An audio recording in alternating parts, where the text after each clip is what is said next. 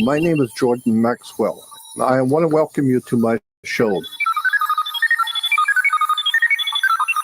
What's the show going to be about? It's going to be about the strangest things that are going on all around the world. All kinds of mysteries, the world of the occult, things which are happening all over the earth that we as humans have never been privy to know about. I've spent over 53 years of my life in the world of hidden knowledge, hidden wisdom, mystery school teachings. It's a fascinating world that we live in all around us. I want to excite people to look at the world that they have never seen before. The world of the occult.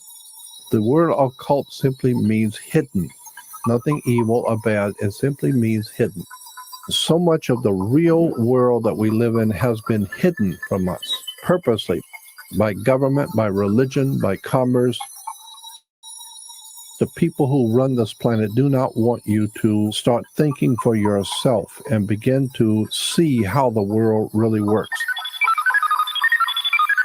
I want to do radio the way I'd like to have radio done. I'd like to hear really interesting, thought-provoking, scary stuff that nobody's ever talked about. I want to talk about the real facts of history, about how the government actually works, how banks really work.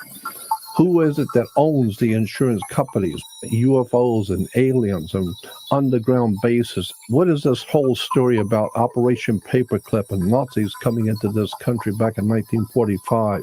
Symbolisms and words and terms that are used in government. And why do we go to court? And why are we involved in commerce? And what is going on all around the world, especially in relation to the occult world, all the unseen things which are happening around the earth that you've never been told. That's what I want to do. That's the kind of show I want. I want you to follow us, if you will, on Facebook at Jordan Maxwell Show. Our website is www.jordanmaxwellshow.com. Follow us on Twitter at jmaxwellshow. And if you'd like to sponsor the show, please email us at jordanmaxwellshow@gmail.com.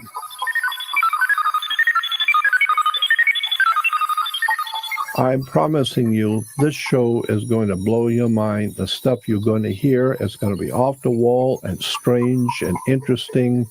And you're going to hear some of the most fascinating people the world has ever produced. And they're my friends. I've known a lot of people around the world that are doing things that you are not going to believe. That's what I do. That's who I am. This is Jordan Maxwell, and stay tuned.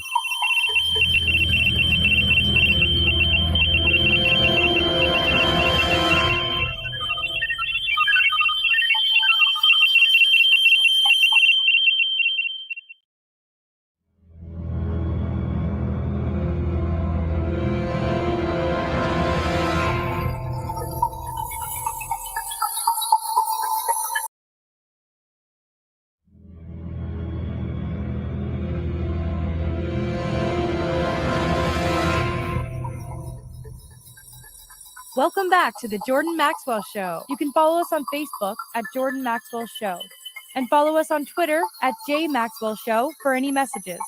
And you can leave posts and messages as well. You can always find the latest shows on our website. But if you want to make sure you don't miss a show, you can subscribe to the Jordan Maxwell Show on iTunes. And the show is always free. So please support the show at no cost to you by doing your online shopping at Amazon. Make sure you click through the Amazon link on our homepage.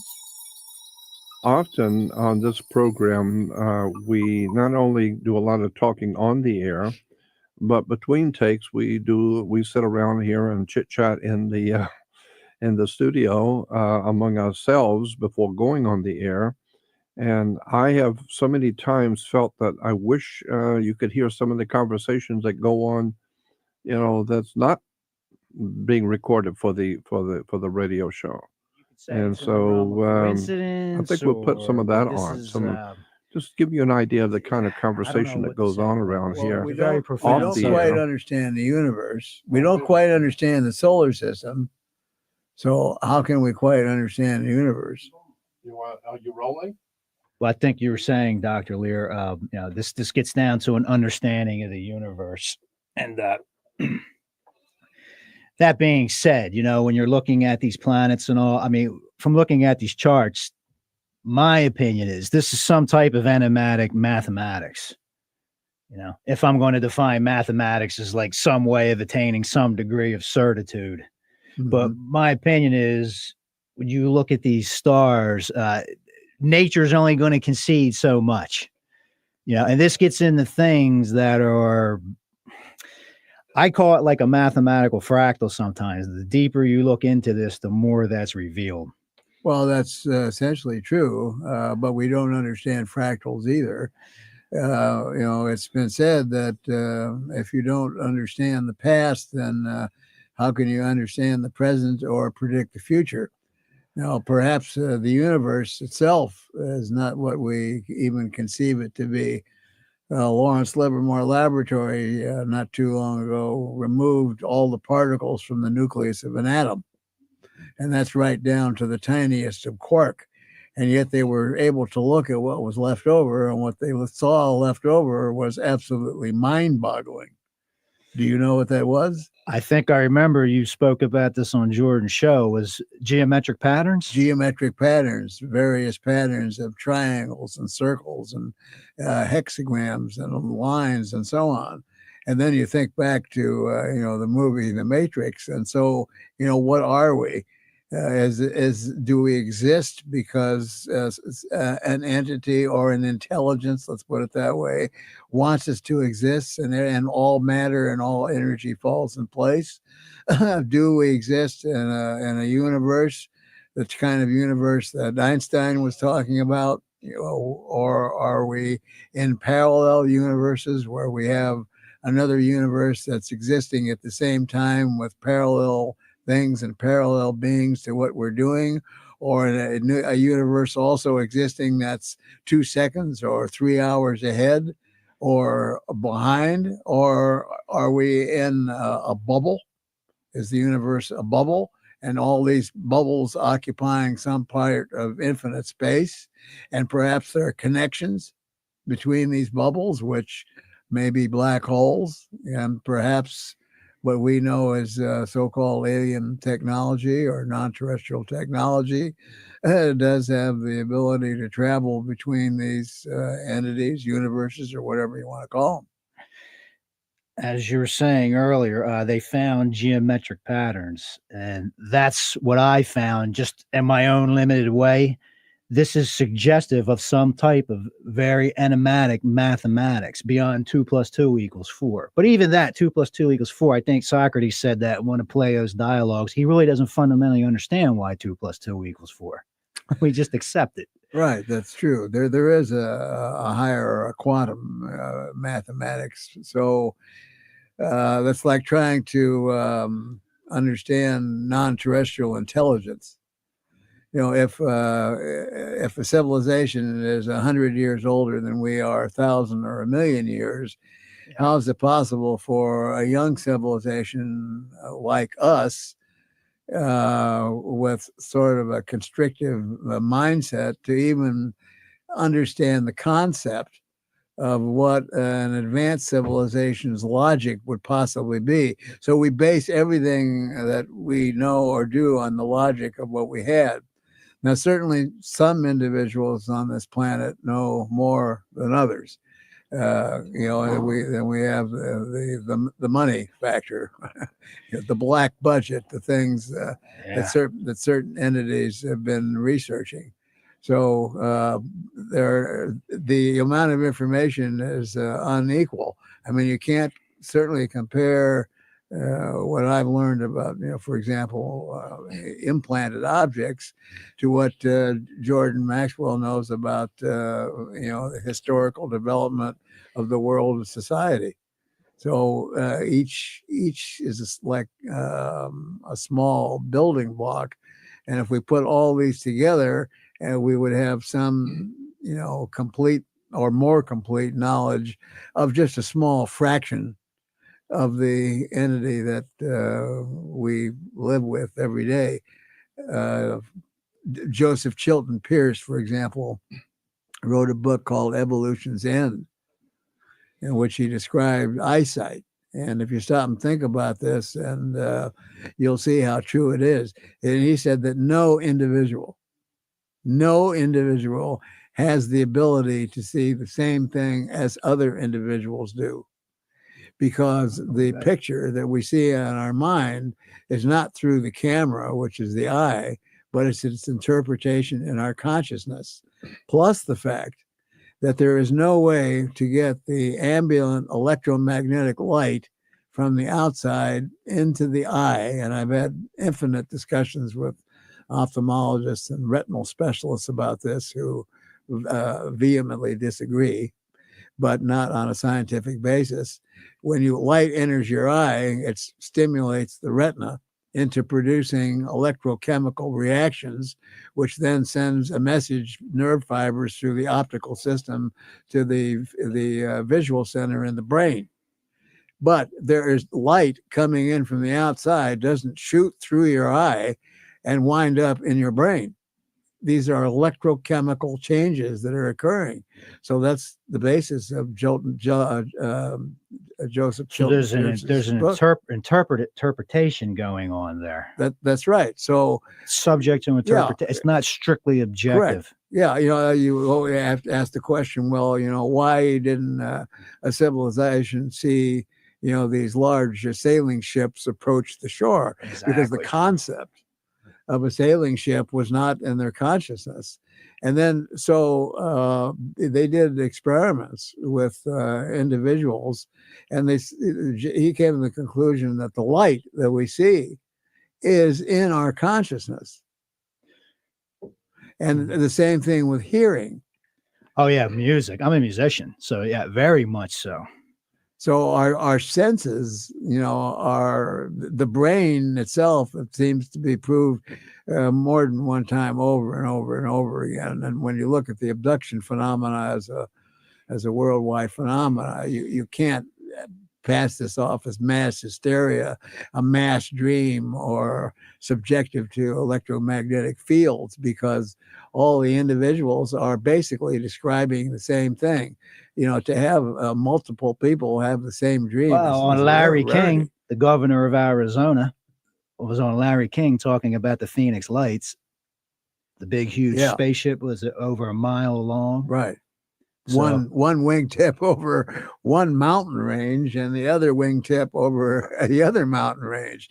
Now you can say, well, we certainly have made a certain advance in back engineering non-terrestrial technology, but when it comes to something like that, I mean, you got to use logic, and that wasn't ours. Exactly. That belonged to somebody else. And the governor of Arizona is on the Larry King show discussing this publicly. Yes, well, once in a while you'll get somebody that will actually step forward. The citizens hearing, which is going to occur in Washington, D.C., April the 19th, we hope will be a step. It's a 3-phase project, but we hope it'll be a step in trying to get somebody to release this information. But the whole idea is that if the United States is such a world power as some people think we are, and we don't announce this first, some renegade country like Brazil or China or somebody else's Kazakhstan. Yeah, Kazakhstan or North Korea. What's that going to make the United States look like? So with we've got 25 researchers coming from all over the world and 20 some odd military officers that are going to testify. So, maybe there's going to be a push. However, where is the seed of this knowledge? In my opinion, it's not in governmental hands anymore. It's in the hands of the multinational industries that pull the strings that run the show. The money powers. But now you're talking about X-Files. Yes, this is the real X-Files. But I think you get into this too, Jordan. I mean, if there's somebody here with advanced technology, then that would have political implications in the sense, well, they're obviously more advanced than we are. Why should I listen to my government? Oh, yes. And what does that do for religion? and for theology, because we're being told that there's one God and He loves all mankind, etc. And then you find out, no, the world, this whole universe is teeming with other world life forms that you are not privy to know about. And then when you find out they've been here for a long time, and that opens up a whole can of worms politically, religiously, commercially. And then I guess the most important thing the governments are concerned about is that all of a sudden the trust in how powerful your government is, Exactly. That's all of a sudden completely eroded. it's completely eroded. Your government is not only not the most powerful thing on the universe. I don't need to listen to I you. don't I'll even need listen to to listen them. to them. That's right. And of course, the other thing is when this knowledge becomes public knowledge, you begin to lose control. So Yeah. if you can't control the population because Exactly. you're not at the top anymore, that generates fear for those who've been pulling the strings for God knows how many years exactly and right. acquiring the wealth of the entire planet. And now it appears, and I'm sure Jordan will agree, that what's going on is things have gotten so greedy that greed is eating the greed that's eating the greed. Well, that's what I think's happening. The guys running the rackets on the bottom are saying we got to take these guys out on the top because their racket's interfering with our racket now. Yeah. We've got to do something now. And at least before everything was working and everybody's getting Exactly. healthy. Now these people are screwing up everything. The world economy is screwed up. There's everything around us is screwed up. So somebody better straighten this thing out. And if they don't, then they're going to pay the price because I think you told me Rome went down in what year? Yeah, it's 425, something like that. 425, when Rome went down, went out of business, so did the rest of the world. That's exactly right. And chaos was all over Dark Europe Ages. and chaos everywhere. Once the empire, she was in decline, but once she officially fell, it's every man for himself, chaos everywhere. There is no law. So, this is what the powers that be are afraid of, because if there is a higher form of life out there watching us, and if they're here, the implications are staggering politically, religiously, commercially. Well, whatever is out there, I mean, has got to be looking at this situation here and perhaps elsewhere, and maybe have planned these things. It looks like nothing happens, just because it happens per stance. But it looks like these things have been planned for maybe thousands and thousands of years. Maybe that's how civilizations elsewhere that are older and have survived, maybe that's how it's being done. Maybe Gene Roddenberry was, not that far off with his non-interference treaty. Don't interfere with a society.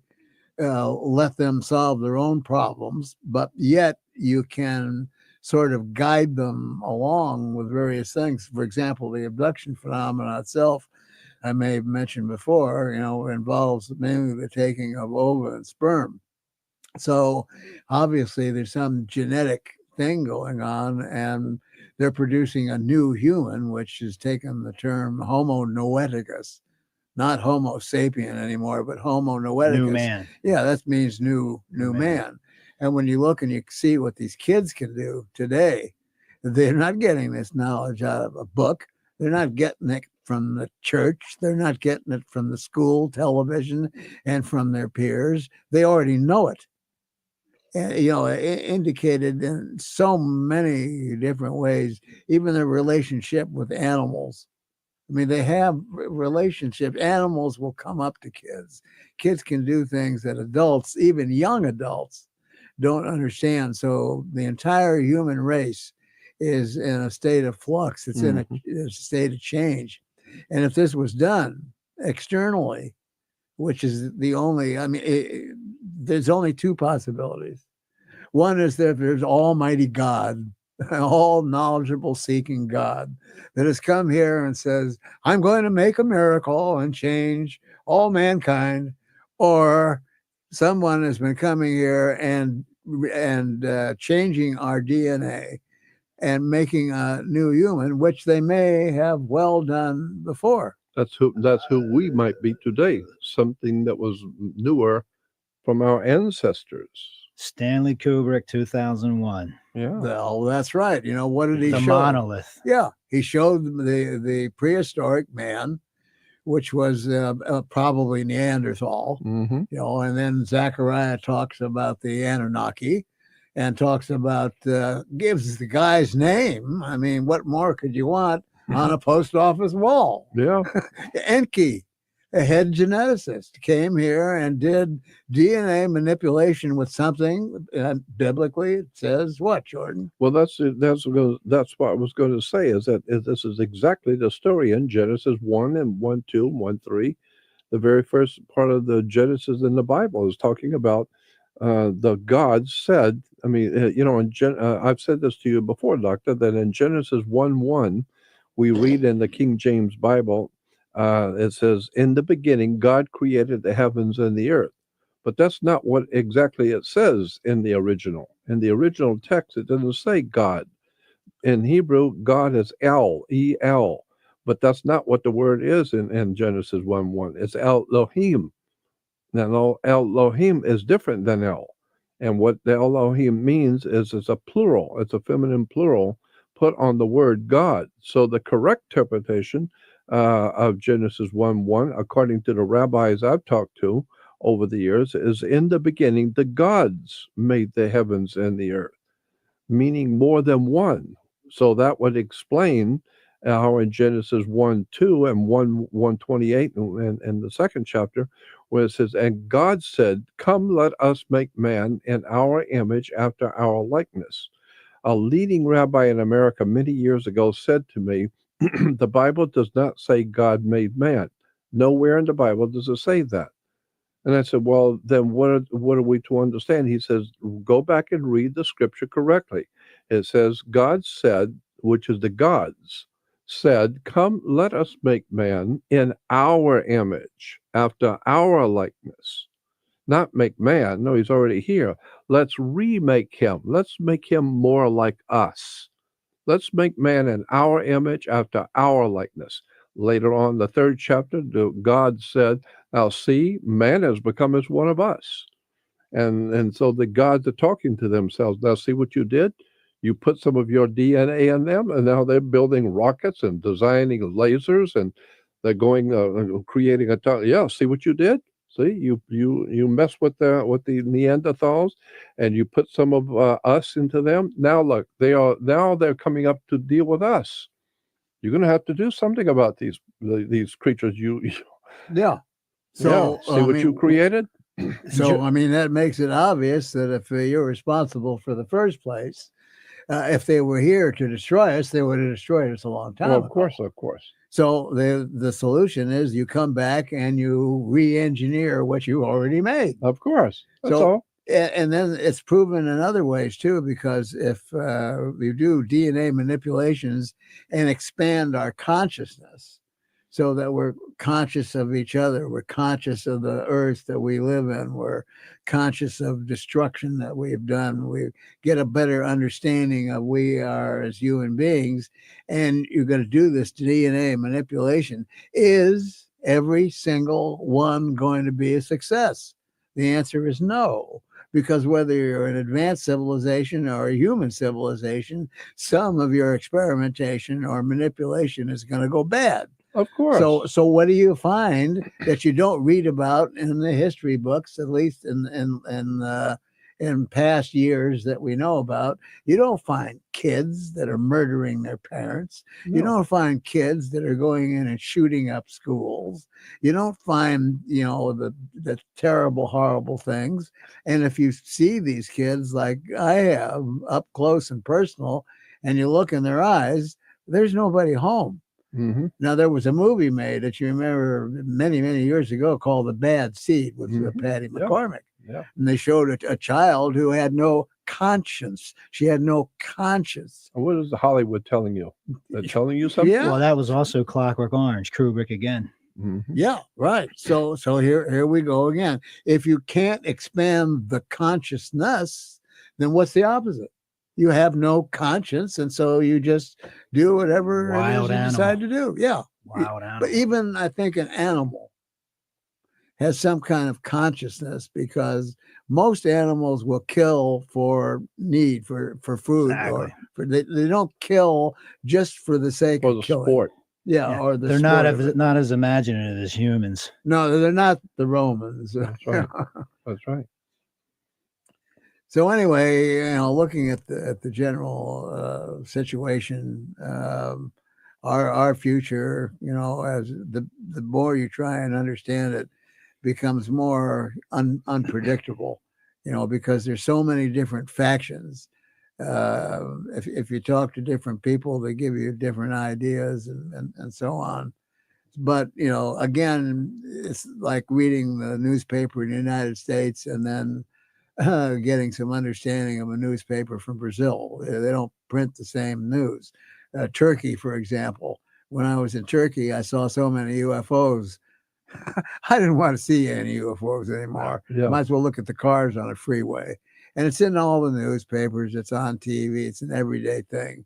You go to Brazil, it's almost the same way. United States, come back here, and no such Zero. thing. Nothing.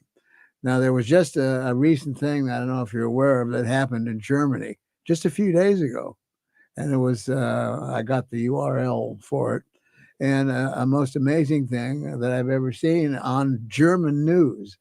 This wasn't photoshopped. It was German news. There was a German news commentator, a female, talking about this and showing this on the news. They were talking about the traffic. I don't remember what city it was. Traffic on the freeway.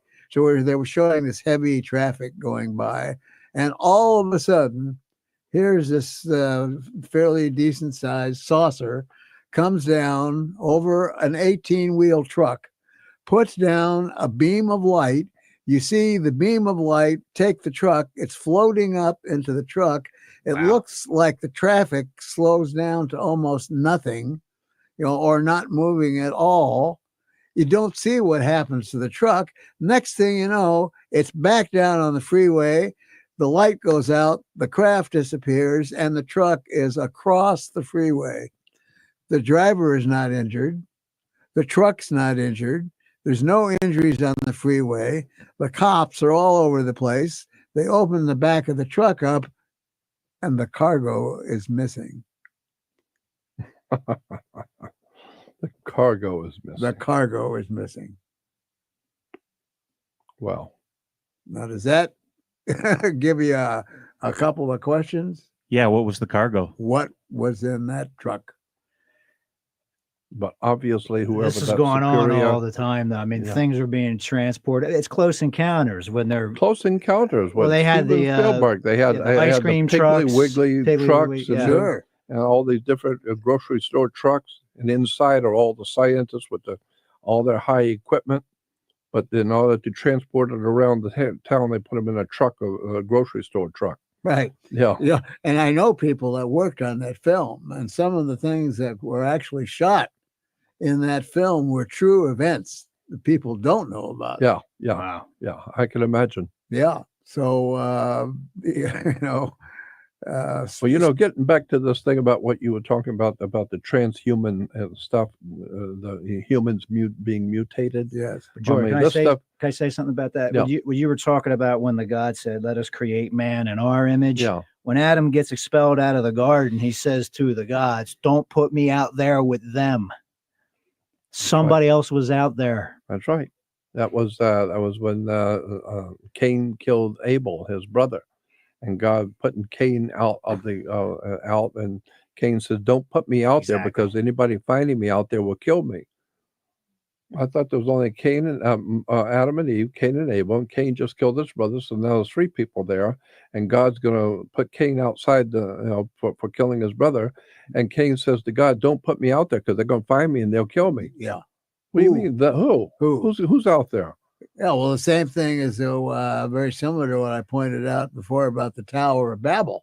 Yeah. If you build this tower and you're trying to get closer to God, gods or whoever they were trying to get closer to. That's right. And God gets mad and says, "Okay, I'm going to punish you by confusing your language."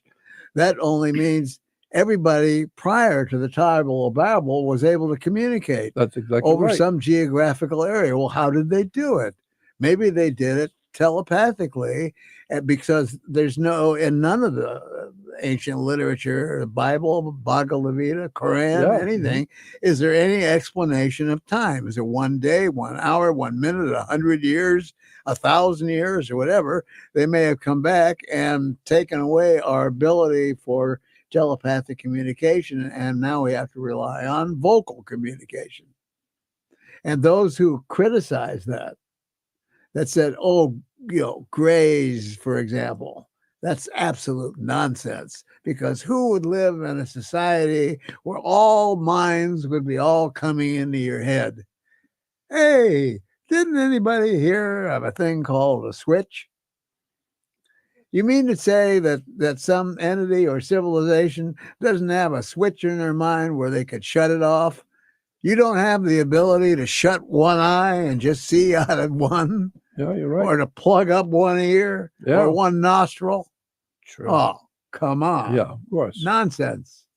And I would add to that in Genesis 9th chapter, 9:1. It's in Genesis 9:1 when Noah and his family are coming off the ark for the first time after the flood of Noah's day. And they're coming off, and the Bible says, God says to Noah, be fruitful, multiply, and replenish the earth. Well, and so I asked the rabbi many years ago about that, and they said, well, of course, if there was people on the earth and then God destroyed the people with a great flood, well, if God's purposes is to have people on the earth, then you're going to have to replenish the earth, do it again. That's what R-E means. So that's why in Genesis 9:1 it says, God says to Noah, go forth, multiply, and replenish the earth, meaning do it again. So I said, well, if that's true, then what about Genesis 1:28, where God is creating Adam and Eve, and that's exact same words, go forth, multiply, and replenish the earth. Re means do it again. And the rabbi said, obviously, it means to do it again. Adam and Eve wasn't the first creation of God. It wasn't the first living entities on the earth. We have civilizations going back millions of years. So what the Bible is telling you is for your particular time in which you're living now, this is the story for you to understand it the way it's going now.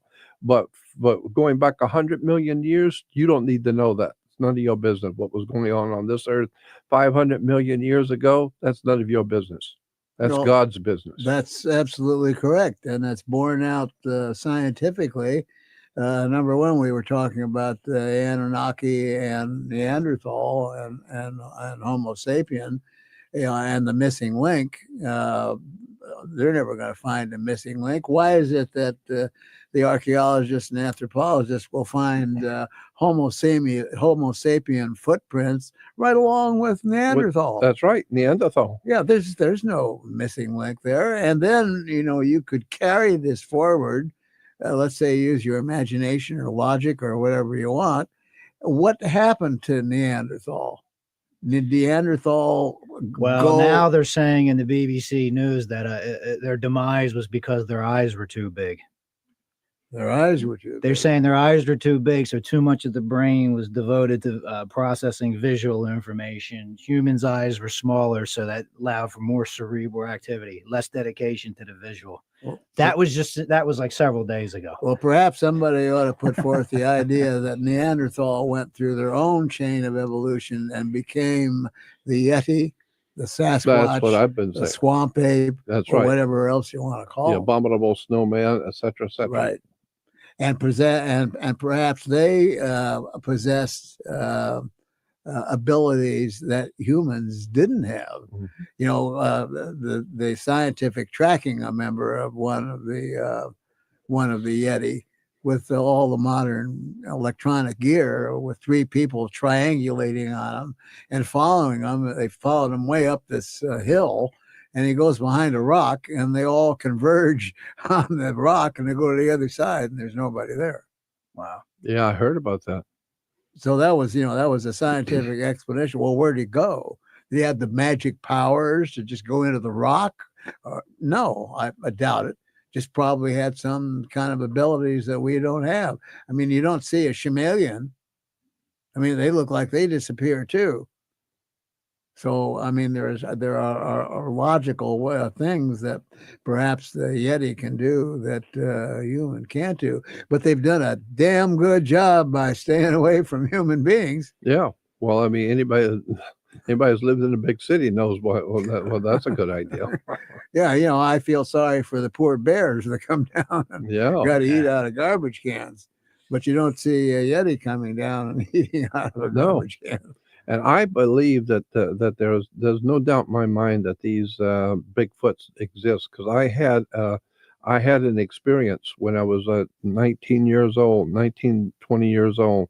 I went up to Washington State with two of my friends. We went up to spend like about 3 weeks in the wilds, a bunch of kids, 19, 20-year-old fruitcakes, and we decided we were going to go up into the wilds and stay for 2 or 3 weeks and rough it.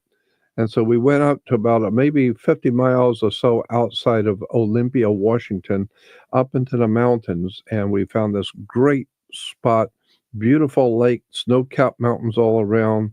It was just an incredibly desolate spot in the mountains. And so we set up camp there and backed the car in by the water's edge, and never thinking, because you're stupid when you're 19. You're not thinking there are bears here, there could be other animals here, lions. Right. I mean, cats, Right. big ones. We didn't know anything about that. We're just having fun, looking at the stars and roaming around, drinking beer, and thinking we were big shots.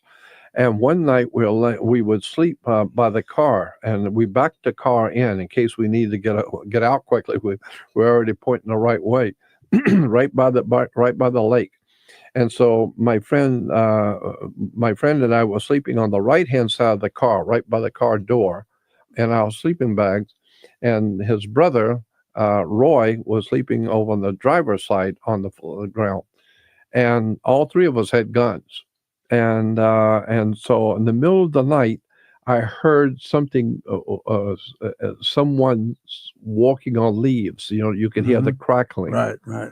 But I woke up, but I didn't move. I just woke up and I didn't move, and then I heard another crackling of as if somebody, very slow.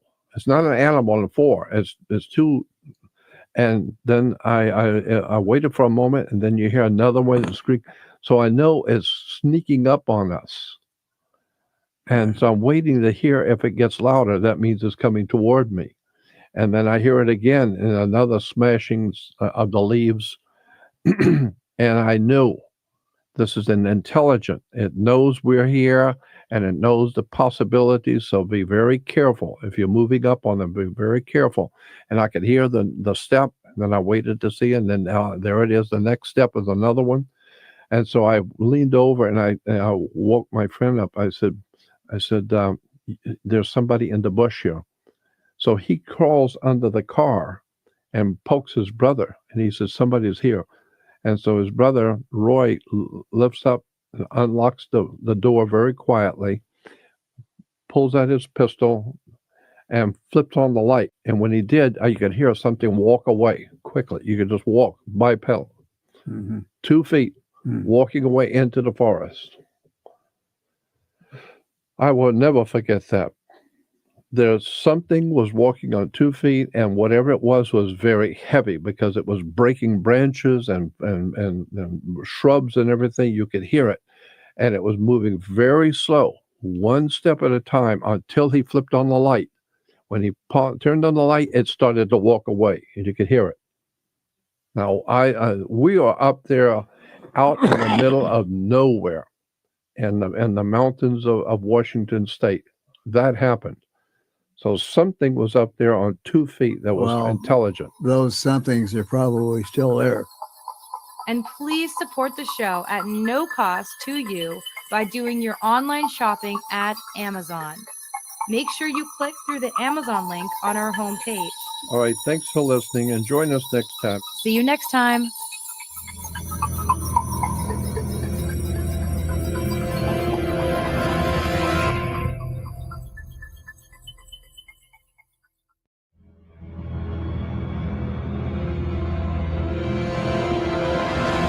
Welcome back to the Jordan Maxwell Show.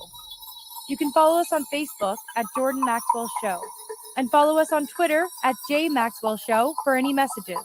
You can always find the latest shows on our website. But if you want to make sure you don't miss a show, you can subscribe to the Jordan Maxwell Show on iTunes.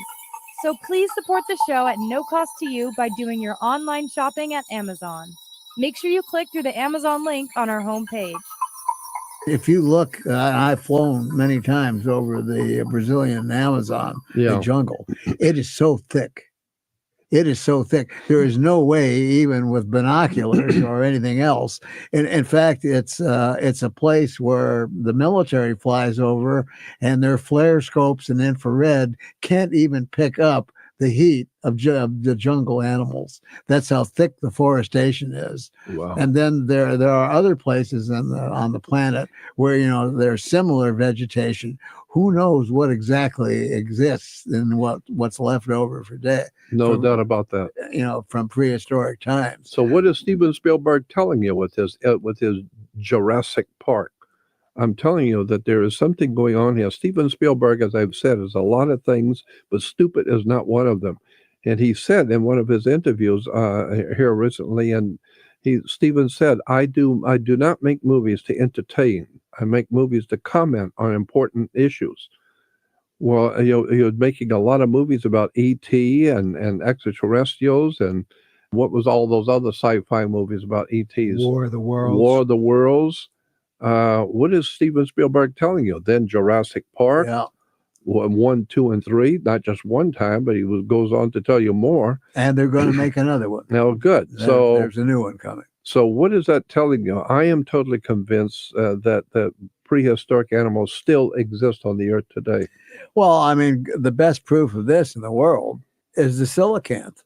I mean, it must have been 20, 30, 40 years ago that somebody said, oh, we just caught the last coelacanth. Boy, isn't that a shame? The last prehistoric fish. And then a few years went by and they caught another one. Now, that was the absolute last one. Yeah. Except for the others that they found. The others that are still somewhere. Yeah. What's in Loch Ness? What's in a lake in Canada that they call Ogopogo? What are these things? Now there's even talk about the reality of the possible existence that at one time there were actual mermaids that existed. Yeah. And then you talk about biblical things and the Anunnaki and the Nephilim and what's just been found in Egypt. These huge graves with massive skeletons where a head is about as big as the chair you're sitting in. Mm-hmm. What were they? Was that the Nephilim? That's right. That's exactly right. There's all kinds of strange things that are being found. That whole subject is called out-of-place artifacts. You look it up on the web.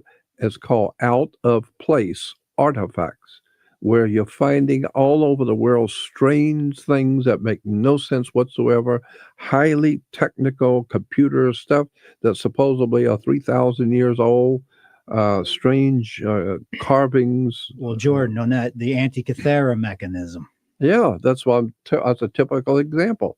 That's one that, I mean, you read the article on Wikipedia, it says that totally upsets the chronology of history as we understand it. That's right. They were not supposed to have this knowledge of the elliptical orbits of the planets and also have the sophistication to build devices like that. That's right. Circa 150 BC, but they did. That's right. It was somebody had one. Somebody had one, but was it Ussens or was it somebody else? That's on a need to know basis, and you don't need to know. Right. I mean, even the miracles we see of the building blocks of Egyptian pyramids or the artifacts in Machu Picchu or Baalbek. Well, Baalbek, yeah, these giant monolithic stones, and I've been there. And you say, well, you can't run a credit card, in between the stones. Well, let me tell you, the dollar maybe ain't worth much anymore, but you can't run that dollar between the stones either. Now, I suggested to on Ancient Aliens, Giorgio Tsakakis. Yeah. I said, has anybody ever done, as far as you know, core samples on those stones? He said, well, not that I know. Why would you want to do that? They're made out of granite. And I said, how do you know they're made out of granite? Well, they're granite. Obviously, you can see, they're granite. Yeah, well, I said, well, when you feel these stones, and I have, I said, does one side feel different than another? He said, well, yeah, now that you mention it, one side is as smooth as glass and the other sides are rough. So I said, well, what would that be an indication to you? Well, he says, that something was poured into a mold. And I said, you got it. Maybe the levitation of these stones in high places, these gigantic multi-ton stones, weren't lifted in a place, but maybe they were poured into a mold by some advanced technology that took raw materials such as granite, turned it into some kind of either liquid or powdery substance, added something to it, and then poured it into a mold, let it dry. You take the mold away and you go on and you do the next one. So he said, well, even if you did a core sample, what would you find? And I said, well, what do we find in these implant objects? We find advanced forms of nanotechnology. And what's the strongest material known to man? A carbon nanotube. Well, look at the weathering of the pyramids. mm-hmm. Look at the weathering of these stones and compare that to the weathering, for example, that were built by the Egyptians as copies of the pyramids on Cheops. They're falling down. There's almost rubble. There's almost nothing there. They use the same materials. So maybe these are not pure granite. Maybe they're altered with some other, science. So please get me a core sample. Well, so far still haven't achieved one. The point is that we don't really know for sure. The one I think is interesting too, did you know that in the Great Pyramid of Giza, that all of the stones, they're so perfectly aligned that you can't put a piece of paper in between, but that they were glued? They're glued together. Each one of the stones has a glue, and then it's glued together. And the glue is so strong that you cannot pull the rocks up, or you cannot pull them apart. You have to just break it apart. You cannot. So whatever kind of glue that the Egyptians used to glue the pyramid together was so strong that once it's set, you could never pull those rocks apart ever again. Wow, was glued. First time I've heard that. That's it's all glued. Amazing. But I think, that the Egyptian pyramids with the burial chambers, I don't think... that's ludicrous on the face of it. Yeah. I mean... I think those burial chambers, whoever built those structures, when early Egyptians came there and saw the structures and noticed they were lined up with the constellation Orion and Sirius and so on, and they were considering what life after death or the afterlife, and they said, they're lined up with constellations. Well, maybe this is a good way to get the soul to go up there. I think they probably went into the pyramids and took, some chamber that was used for another purpose and ordained it with certain hieroglyphical marks, because it was Zachariah Sitchin. Yeah, who found forgery. Exactly. Yeah. Sure. So, they probably said, this is a good place to bury bodies. And of course, it was only for the super elite, because you had the whole Valley of the Kings. So, they all weren't buried in pyramids. No, because that's exactly right. The pharaohs were buried in Valley of the Kings, not in pyramids.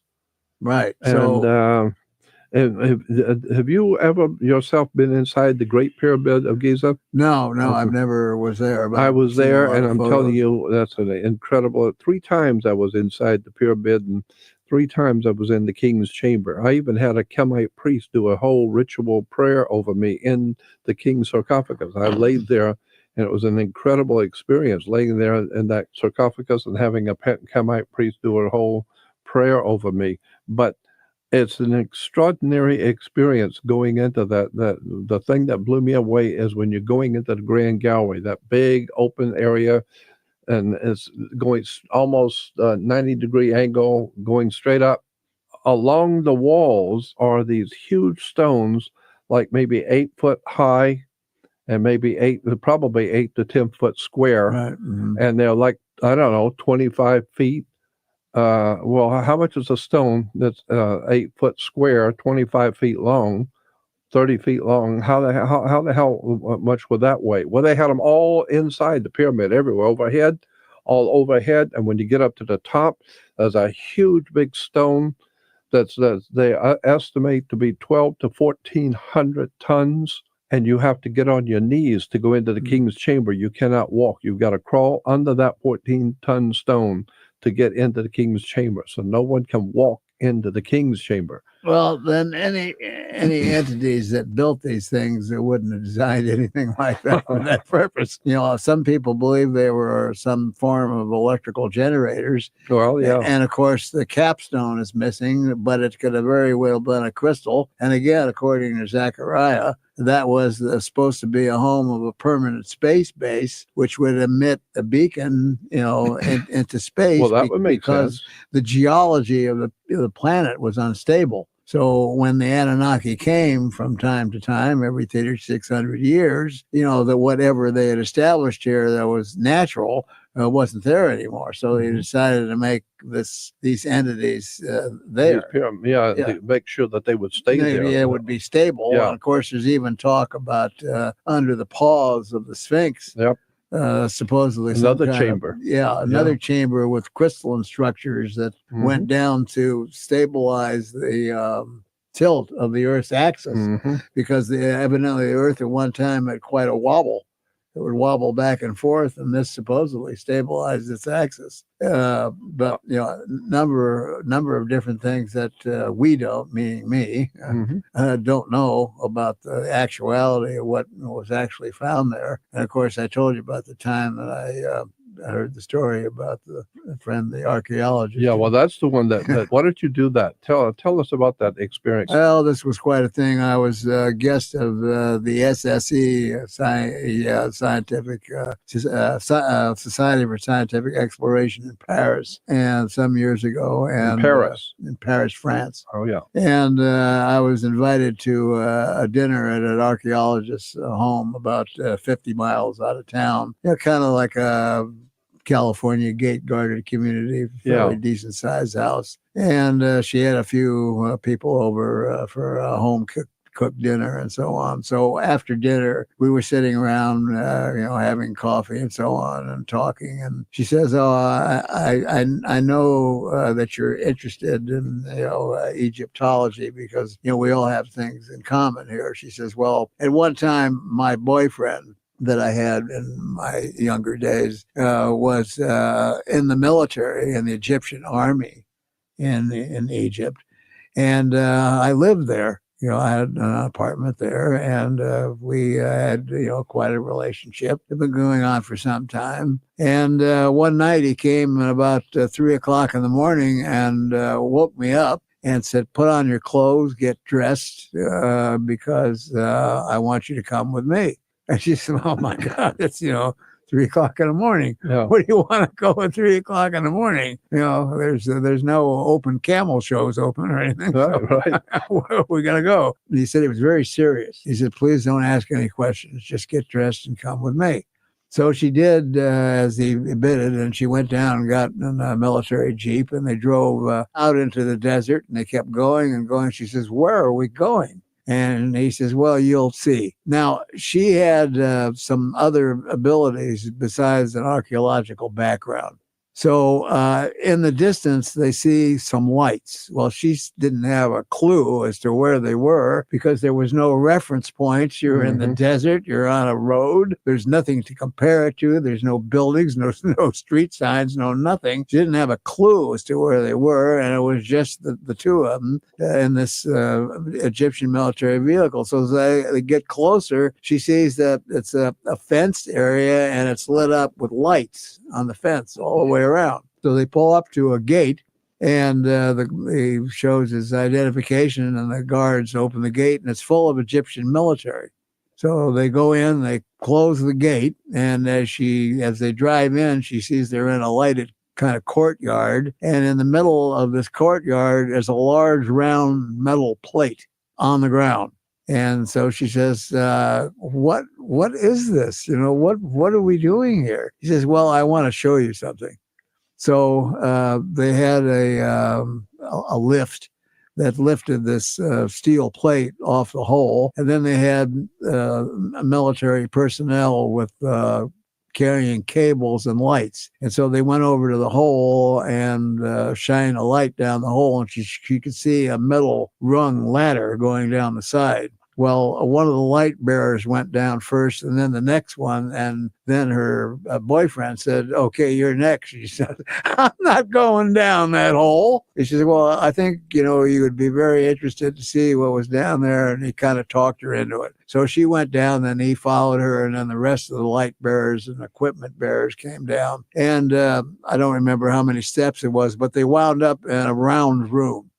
And the light bearers, were lighting up the room, and she could see offshoots of this round room or passageways. So they went towards one passageway, and she was right behind the first light bearer again. So they went down this passageway, and she could see enough of the passageway to know that it wasn't very big, but it was big enough to stand up in. So they went ahead, and up ahead, you could see the light was showing was some kind of something that was shimmering. And she described it like a wall of water, shimmering water vertically.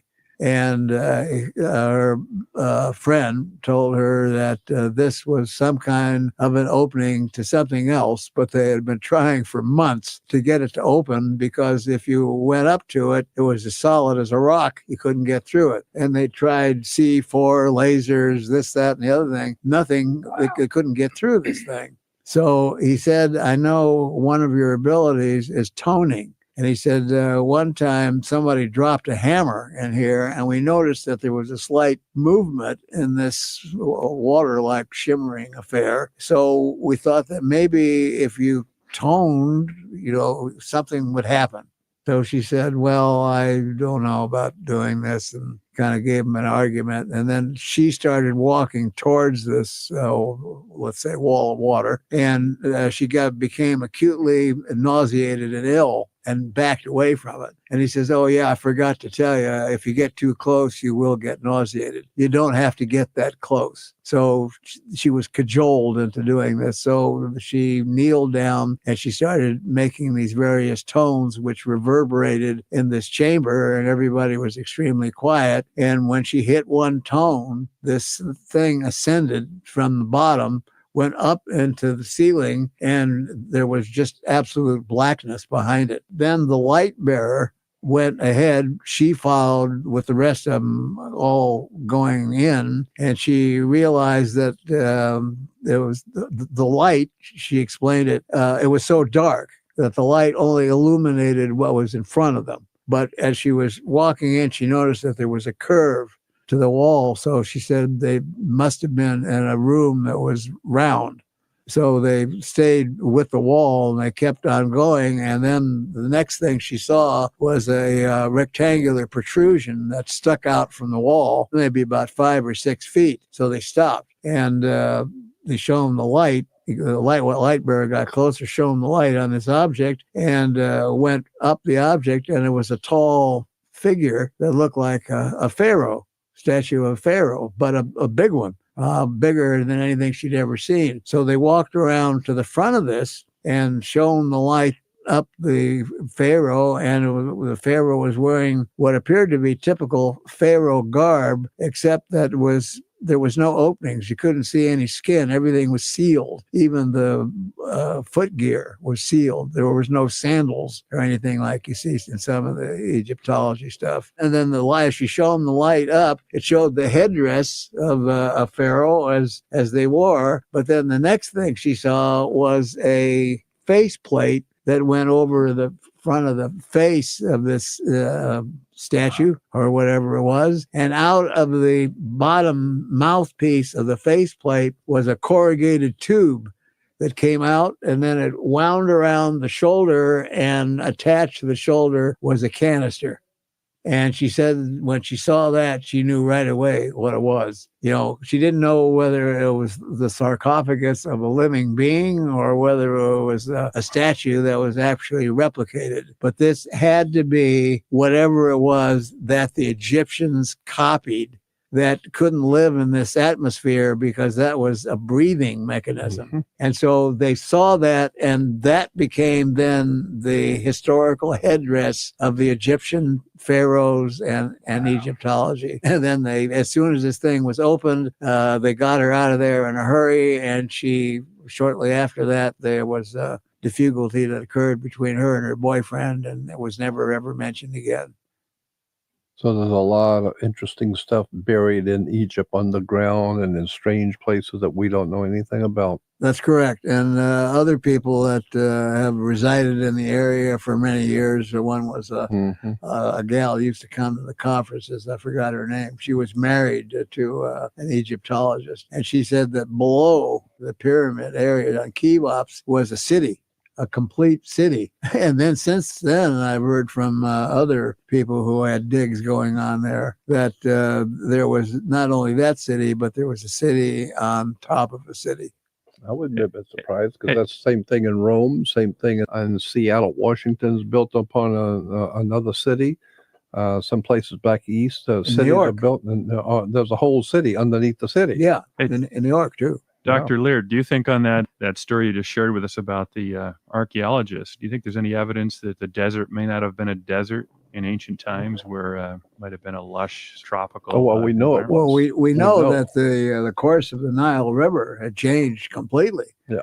So as to how much water was actually in the Nile itself at that point in our geology had to be a heck of a lot more than it was now. Well, I've got pictures. I have photographs. I've got at least 10 to 12 photographs that I bought in one of the shops there at the museum, showing the pyramids on the Giza Plateau, and the rest of it is all water with boats all around the Giza Plateau. All these boats. It's all boats everywhere. Well, if you were a non-terrestrial civilization and you wanted to build a stable space base, I mean, wouldn't you build it on the highest, absolutely. on the highest point? That's right. And perhaps at that time that was the highest point. Yeah. Now we also know that the erosion that occurred. That the Sphinx, it's water erosion. It's water Absolutely. erosion.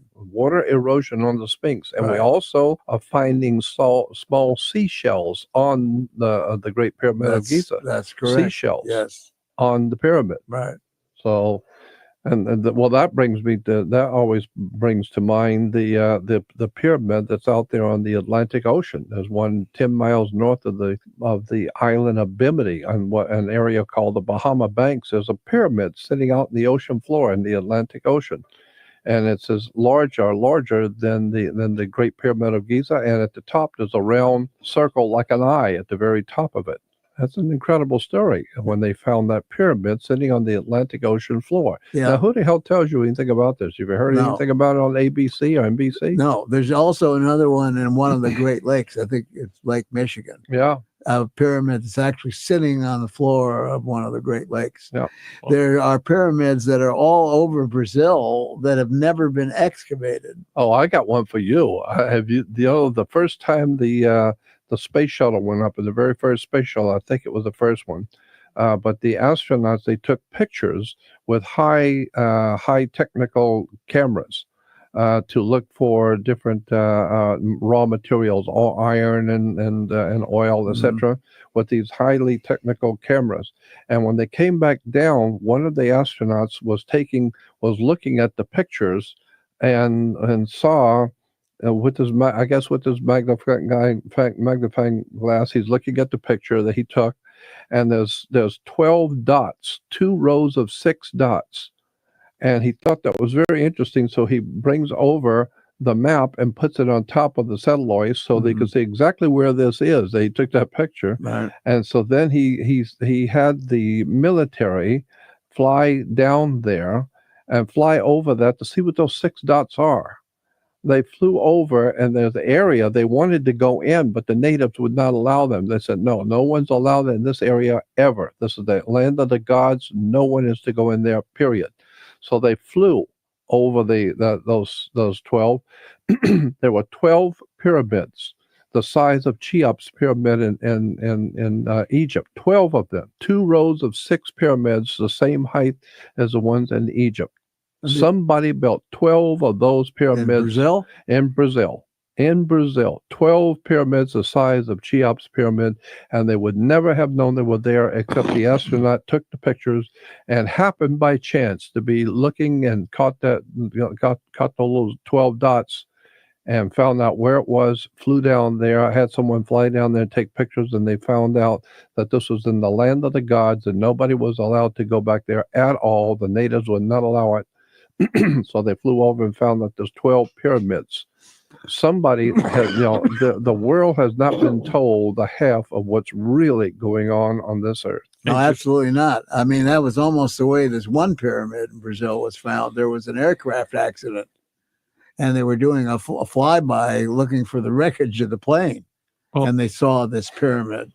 But then when they tried to get permission to go see, if there was a rescue attempt made, they were not allowed by the government to go into that area. Yeah, that's exactly right. How about the Castro government was seeking for treasures where they were having satellite imagery, and they discovered off the coast of Cuba pyramids that are about a mile under the surface, and the same ones as Giza, where they line up with Cyrus and Orion. Yeah, and there also was a city that was an underwater city that was discovered off the Cuba. Off of Cuba. Yeah, and there was supposed to have been geologists were supposed to go there and survey it and look at it, and the thing was supposedly sold to National Geographic. And then we never heard anything about it again. Right. And I think the pyramids in China, the Chinese government will not permit pictures to be taken. Yeah. And there's some in Mongolia as well. I have some friends that have and what about off the coast of Japan in Okinawa? Right off the coast of Okinawa. Yeah, it's really shallow water that you can actually swim and see the you ancient, can see temples, huge, enormous temples on the ocean off the coast of Okinawa. Well, I even think in Hawaii, if you're flying over some of the islands in Hawaii in a helicopter, you see, covered by shrubs, but beneath the shrubs, you'll see some remnants of old ruins. Oh God, yeah, like on the island of Kauai, that right along the coast there. What's the name of that? It's called Fern Grotto. Fern Grotto. Right? Oh my God, what an incredible place! Gorgeous. It's just straight out of a Steven Spielberg movie, like Indiana Jones and Raiders of the Lost Ark. When originally he's in the jungle and all of that. There are places like that all over the earth that we haven't got the faintest idea what's going on in those places. And let's correct that. We don't, but some people do. Somebody does. You can bet on it. That's right. Need to know basis. That's right. And you don't. It's a big club, and you ain't in it. Yeah, you bet. Back to justice. Right. So the other thing I wanted to ask you, Doctor, and I'm not going to keep you much longer, but it's a subject you and I have talked about before, but I really think it's important at this time, is the crossbreeding of different life forms, the crossbreeding of animals with humans. Because the concept in Christians' minds, and most Jewish people understand it in the scriptures, that God made everything according to its kind. So dogs can reproduce with dogs, but they can't with gorillas, But I asked you a long time ago on a radio show if it's possible to crossbreed life forms that we normally would think that would be possible. Crossbreed a dog, say, with a human, or crossbreed an animal with a human of some. Is that possible?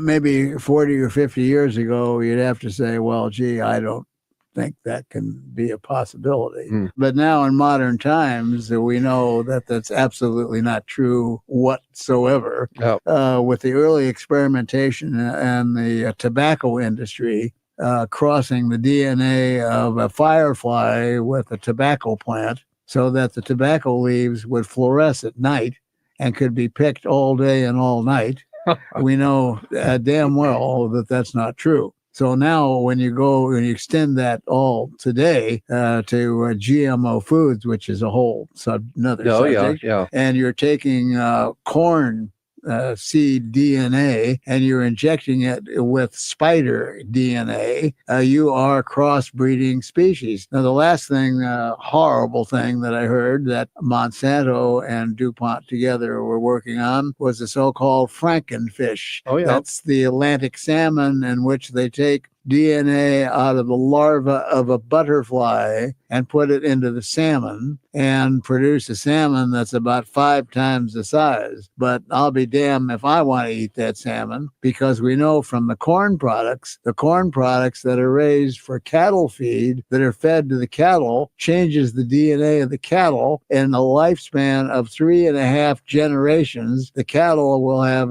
such deformities as 2 heads, a tail coming out of their mouth, 3 legs, 1 eye, and it just gets worse. The corn plant will shrink from a normal non-GMO size 6-foot corn plant to one that's about 3.5 feet tall in the same amount of time, in about 3.5 years. And then the war goes on between the GMO and the non-GMO farmers, because the GMO farmers are accusing the non-GMO farmers of stealing their water. But what happens actually, in actuality, is that the soil in which the GMO plants are growing turns brown and brittle and will not hold water.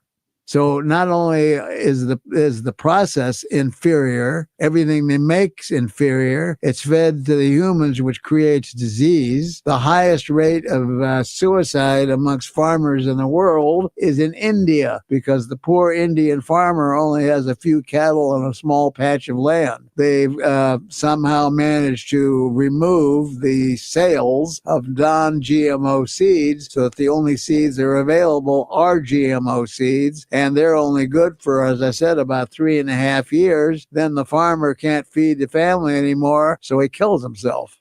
Hey, Doctor, that goes to right now what's taking place in Congress, which most people aren't aware of. The House is actually voting on a bill. It's called the Monsanto Protection Act. Under Section 733 of the law that's in front of most of these congressmen and women that don't read the bills, you can't sue Monsanto any longer in a federal court. More foxes watching the hen house. And yes, they're GMO products and these hybrid fish and these salmon that are, as you just mentioned, 10 times the size of a normal natural salmon. It's crazy. Yes, it's crazy and it's sick. And whether you know it or not, GMO foods have been banned from Europe.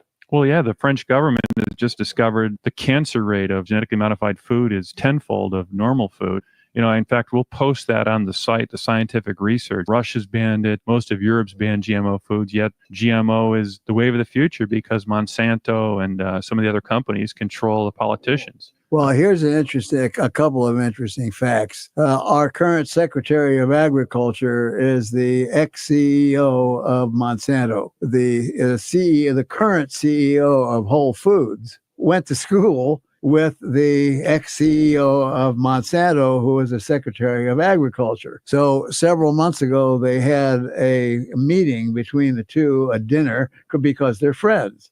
And they said at this dinner, because there was other people there and the word got out, we got a problem. I'm trying to sell healthy food through my stores and you're trying to sell the public poison. What are we going to do? So they came up with 3 possible solutions. One was to have products labeled as a GMO food, or a label that says this is a non-GMO food, or a label that says this is made by a company who makes both GMO and non-GMO foods. So they settled on the third. They hired a few congressmen. They got a bill together. They put it out before Congress, and the Congress defeated it and said, you can't do that. Oh, it's crazy. You got to make up your mind, boys. Well, you either want it labeled or you don't want it labeled. I've been to Brazil so many times. There are no GMO foods in Brazil. Yeah. You can walk away from a tomato, 6 feet away from a tomato, and smell it in Brazil. Fortunately for us, tomatoes in the United States didn't work. Yeah. So a tomato is still safe, but they got the crookneck squash. Corn? I won't touch any product with corn anymore. The only corn that's safe is popcorn. It's a different plant and it's not touched because it doesn't make enough money. No. At least yet. Anything that has to do with soy, I mean, forget it. Stay away from it. Stay away from it. But anyway, Doctor and Jordan, thank you. This has been an amazing evening. I think we'll move forward until tomorrow night. Sounds good to me. Well, I hope we didn't put anybody to sleep. Not yet. And please support the show at no cost to you by doing your online shopping at Amazon. Make sure you click through the Amazon link on our homepage. All right, thanks for listening and join us next time. See you next time.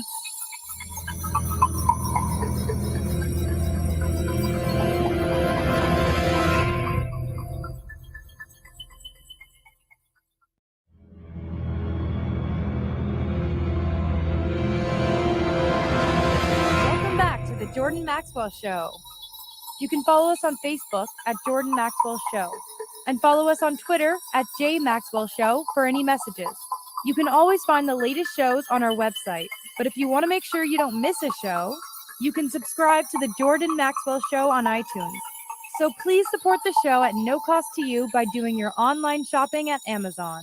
Make sure you click through the Amazon link on our homepage. So, hello there again. Jordan Maxwell on the Jordan Maxwell Show. As I've said to you many times in the past, I will preface this show by saying I'm interested only in important people who are doing important things.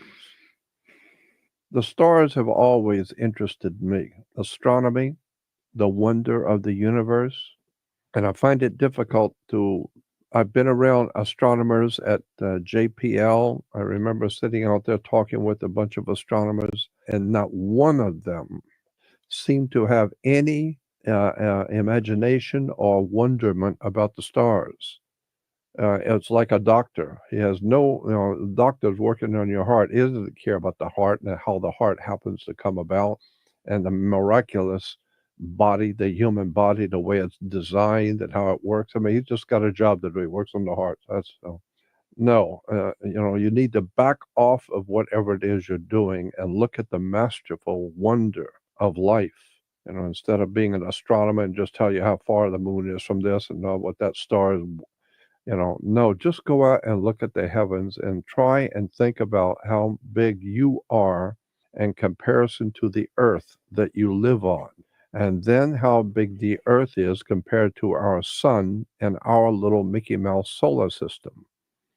And how large and how small our solar system with our sun and our little earth and you little peanut on the earth, how big the galaxy is in relation to our little solar system. And then when you begin to see that the size of our earth in relation to our galaxy, the Milky Way, and then we're told by astronomers that the Milky Way galaxy is just an ordinary sized galaxy in relation to the hundreds and hundreds of billions of galaxies, probably trillions of galaxies. And therefore, how far out does space actually go? Is there an end to space? Where is the end of space? Well, then you could ask the same question. Where's the end of time?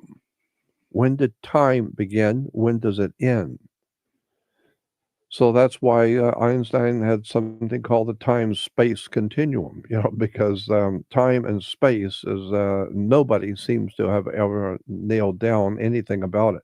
What I'm saying is that I'm finding that when you go out and look at the starry heavens at night and don't even begin to realize the majesty of what your eyes are seeing. Humans normally, when they're out in the desert at night and look up in the sky, if they ever do, very seldom do you ever look into the sky. But if you do, you've seen the stars, so what? That's foolish. You're a fool. You need to contemplate. Those stars are galaxies with billions and billions of stars the size of our sun in each one of those galaxies. And there are hundreds of billions of galaxies. And the space between galaxies and the speed at which things are moving. Light, if you shine a light, if you had a flashlight and you could shine a light, head it toward the east and flip it on, light goes around the earth, all the way around the earth and comes back again. The speed of light, that light will go around the earth 8.5 times in 1 second. That's how fast light travels, at 8.5 times around the earth in 1 second. Therefore, at that rate of speed, 8.5 times around the Earth in a second. And at that speed, it would take you thousands and thousands and thousands of years, over 100,000 years, just to cross one galaxy. And there's hundreds of billions of them. And so, scientists understand this, but it's no big thing to them. It's just like working in a grocery store. You just do your job. You don't think about the godness of this whole thing, the wonder of the heavens and the planets. And then from there, I take it a step further. Then you don't, because you are looking at the heavens as a piece of work that's what you do for a living. You don't see the wonderment of it. You don't also perceive.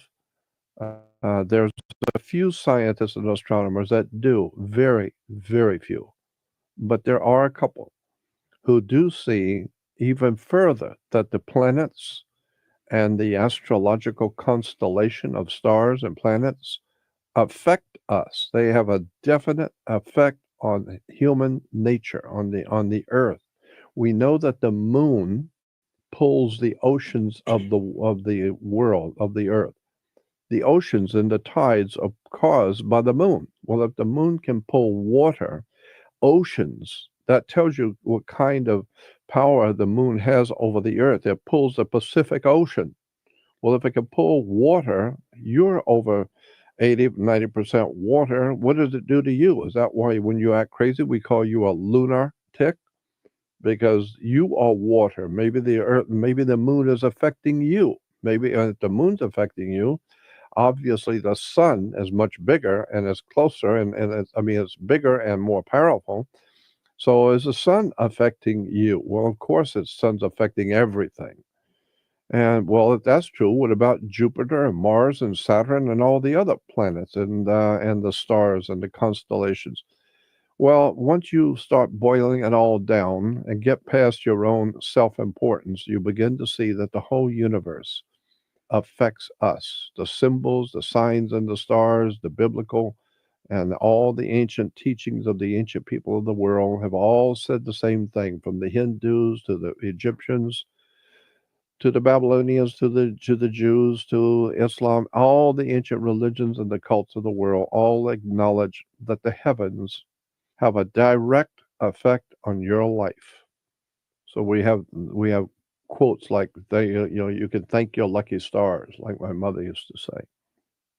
Well, the Bible says in the Old Testament, there's a scripture that says the stars fought for the king, etc. And there was a war, and the scripture says, and the stars stepped in to fight for the king. Meaning what? Well, it means that the king had the help of the constellations in the right place at the right time, and the war went well for the king. Why? Because the scripture says, quote, the stars fought for the king.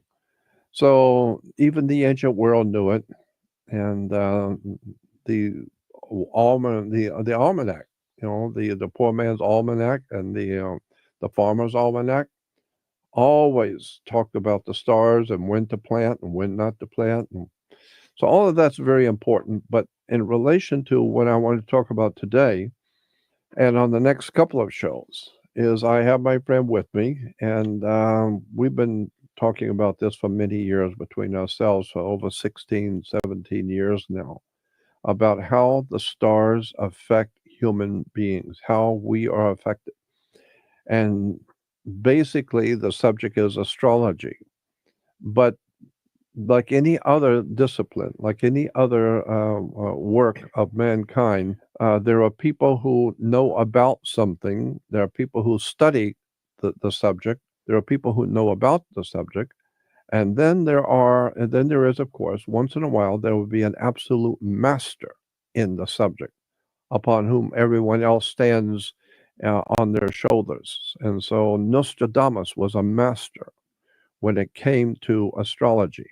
There are many other good astrologers in the world. I'm not taking anything from them. All I would say is that Nostradamus had a totally, completely, and totally different way of calculating astrology. Totally different. Has nothing to do with the normal astrology that you think of today. And this is why 500 years later, Nostradamus is still famous around the world because he was so damn accurate and was able to tell things specifically, when things would happen and people's names and who was going to be king. And so, how did he know all of these things? Well, we know for sure he did know. Well, how did he know? Well, he had developed a method of calculating the stars on our human life. Personally, I think it was given to him by a higher power. I don't think he figured this out himself. But having said that, we know there are people on this earth who know how Nostradamus did what he did, how he calculated things. You don't have to be a giant, you don't have to be a brilliant scientist to figure it out. Just study Nostradamus, read what he said, see how he did what he did, and then you finally get the hang of it. You finally begin to see how he was able to do the prophecies he was, because we know how he did it. So one of the people that's I have found, because I've been all over the world and heard all the stories, as I've said to you before, and I've been in the company of many, many impressive people who just blow my mind with the things that they can do. But when it comes to Nostradamus's astrology and the way he did it, my friend sitting here with me is, as far as I'm concerned, because I've heard just about all of them. He's the best of the best, and that's why I'm delighted to have him here with me. And we were kicking around the idea because he's done some readings on me in the public, and we did some other readings of some prior programs. I just thought it would be interesting if we talk a bit about some famous people, and maybe have him do a little quick reading, nothing in depth, but just a quick cursory look at famous people's charts and see what Nostradamus would say about today's famous people. We were thinking about people like Steven Spielberg or George Lucas or famous movie stars. And it occurred to me that I'd like to know about the present Pope, the new Jesuit Pope. And so I asked my friend to do a chart on the Pope, and just, it doesn't have to be in depth, as I said, but I would be curious to see what kind of a man are we really looking at when you see the Pope. So with that, I'm going to have my friend tell us a little bit about this Pope. Okay, I believe his name is pronounced Jorge Mario Bergoglio, and that is Pope Francis. So one thing about this gentleman, this is a very powerful man, and a pope is a king. He's a king. He's a sovereign, so to speak. Well, one thing Pope Francis has, he has Neptune, which rules religion. He has that in the constellation of Leo in the 9th house. So this right here is suggestive of a spiritual king, Neptune in the constellation of Leo in the 9th house. But what even reinforces that more is this man's sun is in Sagittarius in the 1st house, but it conjuncts a north node, Dragon's Head, in Ophiuchus in his 12th house. Well, Ophiuchus is ruled by Pluto. Ophiuchus is a combination of the energy of Scorpio and Ophiuchus. Those two constellations are ruled by Pluto. That's the dignified ruler of Ophiuchus and Scorpio. But Pluto is also exalted in Leo, and his sun has a connection. Let's look at the aspect here. His sun makes a 150-degree angle to Pluto. So Pluto's exalted in Leo, and Pluto's the dignified ruler of Ophiuchus, Scorpio, where his dragon's head, and that represents the destiny in his chart. And that's conjunct his sun, and the sun is the dignified ruler of Leo. So this guy does have the stars to be a spiritual king, and he's very powerful. Now, with a North Node too, and Ophiuchus Scorpio, I mean, that can be a little ruthless if it's used negatively, the energy of Pluto, but if it's used positively, it's still powerful. It's very suggestive of coming in to eliminate the old to bring in the new. I mean, to use a very harsh example, it would be like someone having an arm with gangrene, and Pluto comes in and hacks the old hole, amputates the arm, saying you don't need that anymore. It's not serving you very well. So this man, he is coming into the church. He is going to bring some reform. When this guy shows up on the scene, things change because the nature of Pluto doesn't reason. It dictates. It does what it has to do. Yeah. So this is a guy with quite a presence. And he also has his Jupiter in the first house. Jupiter is the ruler of Sagittarius.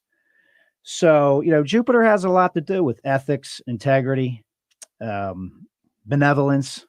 So fundamentally, this guy has some very nice stars. I mean, he is a man of ethics, integrity. He does care somewhat. Now, one thing I would say about his chart, Jordan, in relation to yours, if I may do so. Yeah, I wish you would.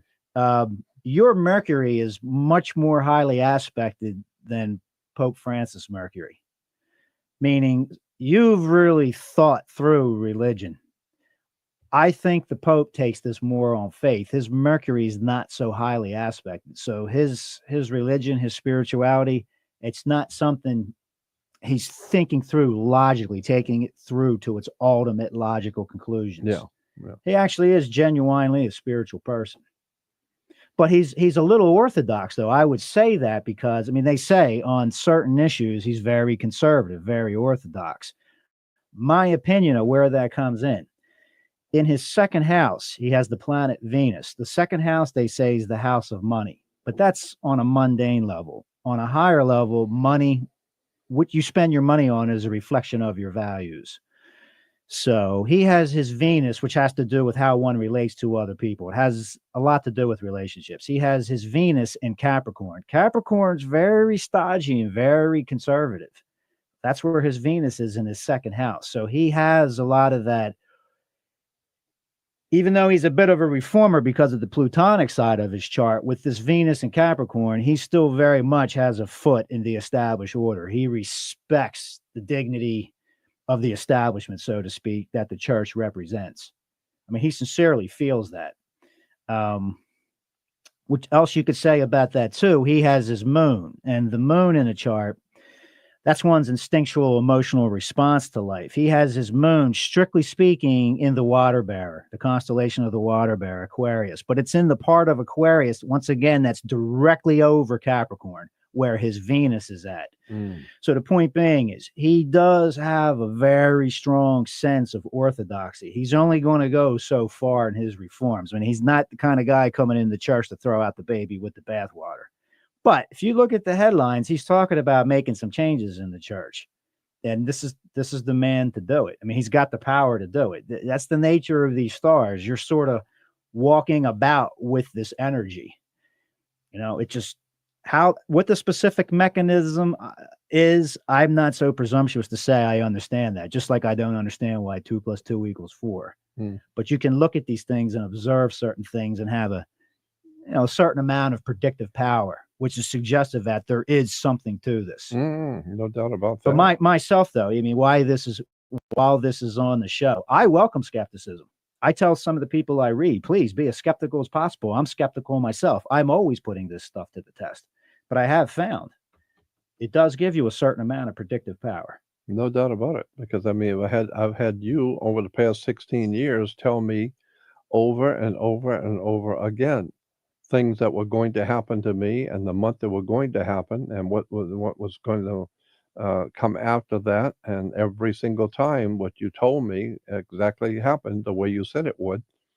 And I remember you telling me quite a few years ago that there was going to be, you said, if I remember this correctly, something like 9 months before it happened, you said, look in 9 months from now, there's going to be some kind of a TV show or video or something that's going to come out, and it's going to be based on your work, but it's not necessarily anything you've done, but it's going to be based on your work, and it's going to be very big hit. It's going to be a very big hit, and it's basically your work, but someone else is doing it. And that will cast, that's just one more thing that will draw attention to who you are and what you're doing. But that's not going to happen for 9 months. And you gave me the month and it happened that it would happen. And it so happened 9 months later, Zeitgeist came out. Yes. And that's precisely what you said. It would be a movie or a television or a video of some kind that's going to be promoting your work, but you would not have anything to do with it. but that it would be based on you. Well, Zeitgeist was based on my work, and it was a very big hit. I think it was when Google pulled the counter off. It was so many people were seeing it. I don't know if the counter couldn't count that fast, or they didn't want people to know how popular it was. So Google pulled the counter off so that you could go on the web and watch it. Normally, you could see how many times people have watched something, but on Zeitgeist, they pulled it off. You can't tell why. And well, I saved it. I pulled it off. When I pulled it off, the count was almost 50 million, and then they pulled it off. Well, if you pulled it off at 50 million, that's already a pretty good showing. 50 million people have watched something. That's very impressive. And then, no, that was just within the first few months. Well, who the hell knows? It's probably 500 million by now has watched it. And but Google's not going to tell you that. They just leave the counter off. So hopefully that thing will get lost and nobody will remember it.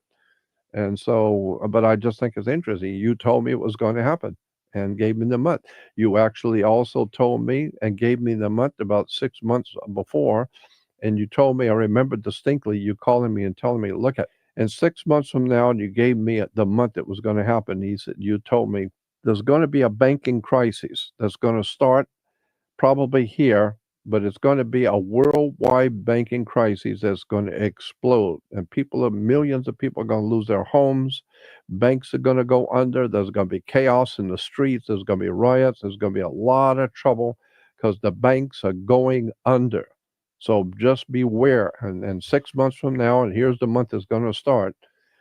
And be damned if you 6 months later, that's when the housing bubble popped and everything started to happen. And I called you. I remember calling you one night and saying, you said it was going to happen this month, and you told me I don't make predictions. I'm just telling you what the stars say.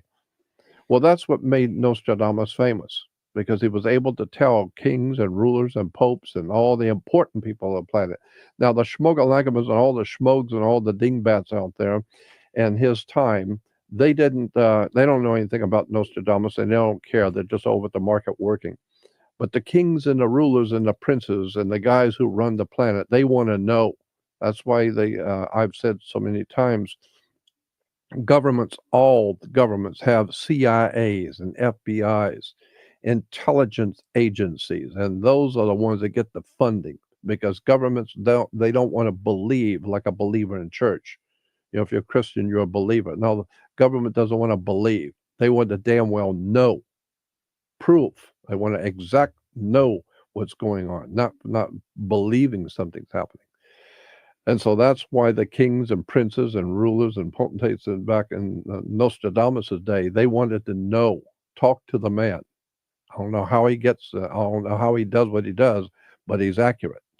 And so that's why I think your work is so important, and I wanted you to be here. So basically, give us the Reader's Digest conclusion to this new pope, basically. Before I do that, Jordan, may I comment on a few things you've Yeah. said? Zeitgeist, there was a Zeitgeist Day.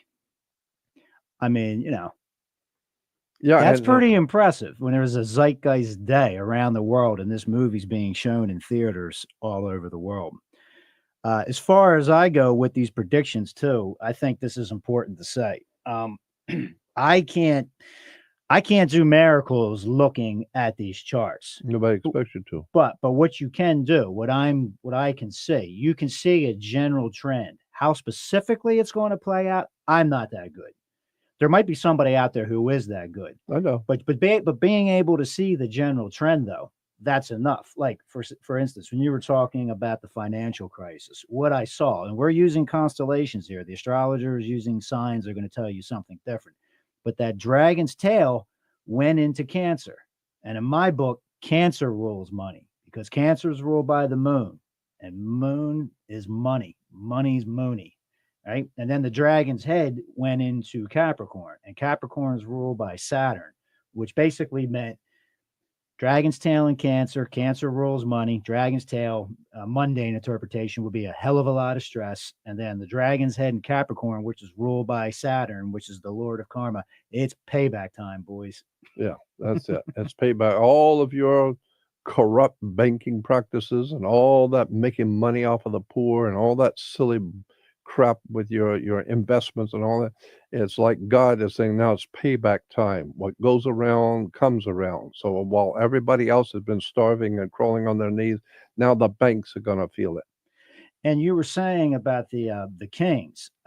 Queen Elizabeth had John D, That's right. John D. who was her astrologer, Mhm. and his symbol was 007 because, as you said, it represented the glasses you hold with two fingers and put to your eye. 007. Mhm. And what that means is they were using astrology as a branch of political intelligence. Now, if you're a prince with the sword of Damocles over your head, you don't want to be looking at what somebody wrote down in a book, Mm-mm. because No. that can be tampered with. That could be encrypted. That could be encoded. You don't know what the heck you're looking at now. And your enemies could have put that forth to confuse you. Mhm. Call it psyops. Yeah. When you're looking at the stars, none of your enemies have enough political clout to rearrange those constellations. They remain true. Yeah. Yeah. So the bottom line is that mankind can fool you, but you can't touch the stars. They're there. Yeah, They're in the heavens. Your courtiers may flatter you while they're planning on poisoning the king's meal tonight. Yeah. But the stars are not lying to you. Yeah.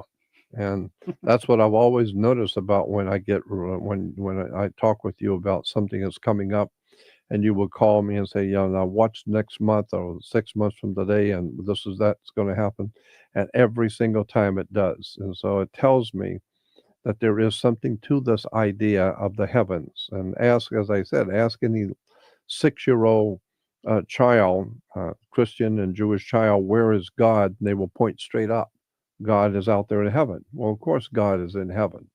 So are the stars, so are the constellations. That's why Jacob has 12 brothers and the 12 tribes of Israel, the 12 brothers of Jacob, and the 12 stones on the high priest of the Jewish high priest, 12 stones, and Jesus has 12 apostles. Look in the Bible and the index on the 12. Look up the word 12 and see how many 12s are mentioned in the Old and New Testament. The number 12 pops up on pages after pages after pages. 12 is very important. Why? Because of the 12 signs of the zodiac, the 12 months of the year. It all has to do, both Old and New Testament has to do with the astrological presence and the purposes on earth. And that's why the Bible has Jesus saying to pray the Lord's Prayer. Well, first of all, it's not the Lord's Prayer. It's the prayer the Lord told you to pray. But the prayer was, Our Father who art in heaven, hallowed be thy name. Let thy kingdom come and let thy will be done on earth as it is in heaven. Well, as I said before, the only life forms that we today on earth put into a kingdom, because schools are in, fish are in schools, and birds are in flocks, and cows are in herds. But what is it that we put into a kingdom? If it isn't animals, we call it the animal kingdom, and and animals are found in the zoo. So the study of the animals is called zoology, from which we get the word zodiac. Zodiac, zodiac is the kingdom. So the zodiac is the kingdom of God. It's the animals in the zodiac. Or the zodiac. Yeah, zodiac is the symbol of the 12 signs in the heavens, which is the 12 apostles of Jesus and the 12 brothers of Joseph. And so what the Bible is telling you is that there's an encoded message in the heavens. And the Apostle Paul says that in one of his books. He said, nightly God speaks to you from the sky, but you don't hear. All over the world, he's speaking to all peoples and all languages from the sky each night. And he's telling you things, but you don't see it. You don't hear it. And then the Bible has Jesus saying, you look with your eyes, but you don't see. You listen with your ears, but you don't hear. And with the heart, you don't get the sense of it. And that's what's happening today. The churches are out doing their silly routines with dancing and selling their beads and holy water and rocks from Jerusalem and dancing on the stage and ripping people off and stealing and ripping people off and lying. And but the people are given nothing. They're not given any wisdom, no knowledge, no understanding.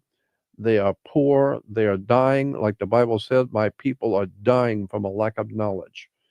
And for where there is, then another scripture, which is my favorite, that says, where there is no vision. The Bible says, where there is no vision, the people perish. Look at the poor of the earth who are dying every day. They have no knowledge. They have no understanding. They don't know anything. They don't understand anything. While the priests and the churches are making billions of dollars off of the poor, dancing around the stage, and doing all this silly nonsense to make money, while the great wisdom that Nostradamus gave us and the configuration of the stars that the Bible talks about, nobody seems to show any respect for that. And that's why the Bible says that, by their fruits you shall know them. Well, what is the fruitage of world religions today? Ignorance, stupidity, backwardness, darkness. The people are in dark. Where there is no vision, the people perish. So I'm hoping that people will have enough sense to understand that the stars are in the heavens, and the heavens are a divine plan of the ages, like the Bible says, a divine plan. It's in the stars. And then when you begin to see the whole story of the New Testament was based on the zodiac, the 12 signs of the zodiac. And Jesus himself is referred to as God's Son, S-U-N, God's Son, our risen Savior. So the Son, the 12 apostles, know the 12 signs of the zodiac. You need to appreciate Nostradamus was a brilliant genius who was probably given this kind of information. And we are very happy to have you here who studied this for so many years and able to tell us and give us a good idea. I mean, you keep saying that, well, I don't know for sure, and I'm not, that's not, well, we understand that. But with this way of calculating our lives and destiny, every single time you've ever done it for me, it's been exactly correct. Yeah, it will give you the long-term trends. Hmm. You can't always see the specifics because take you're reading someone's natal chart.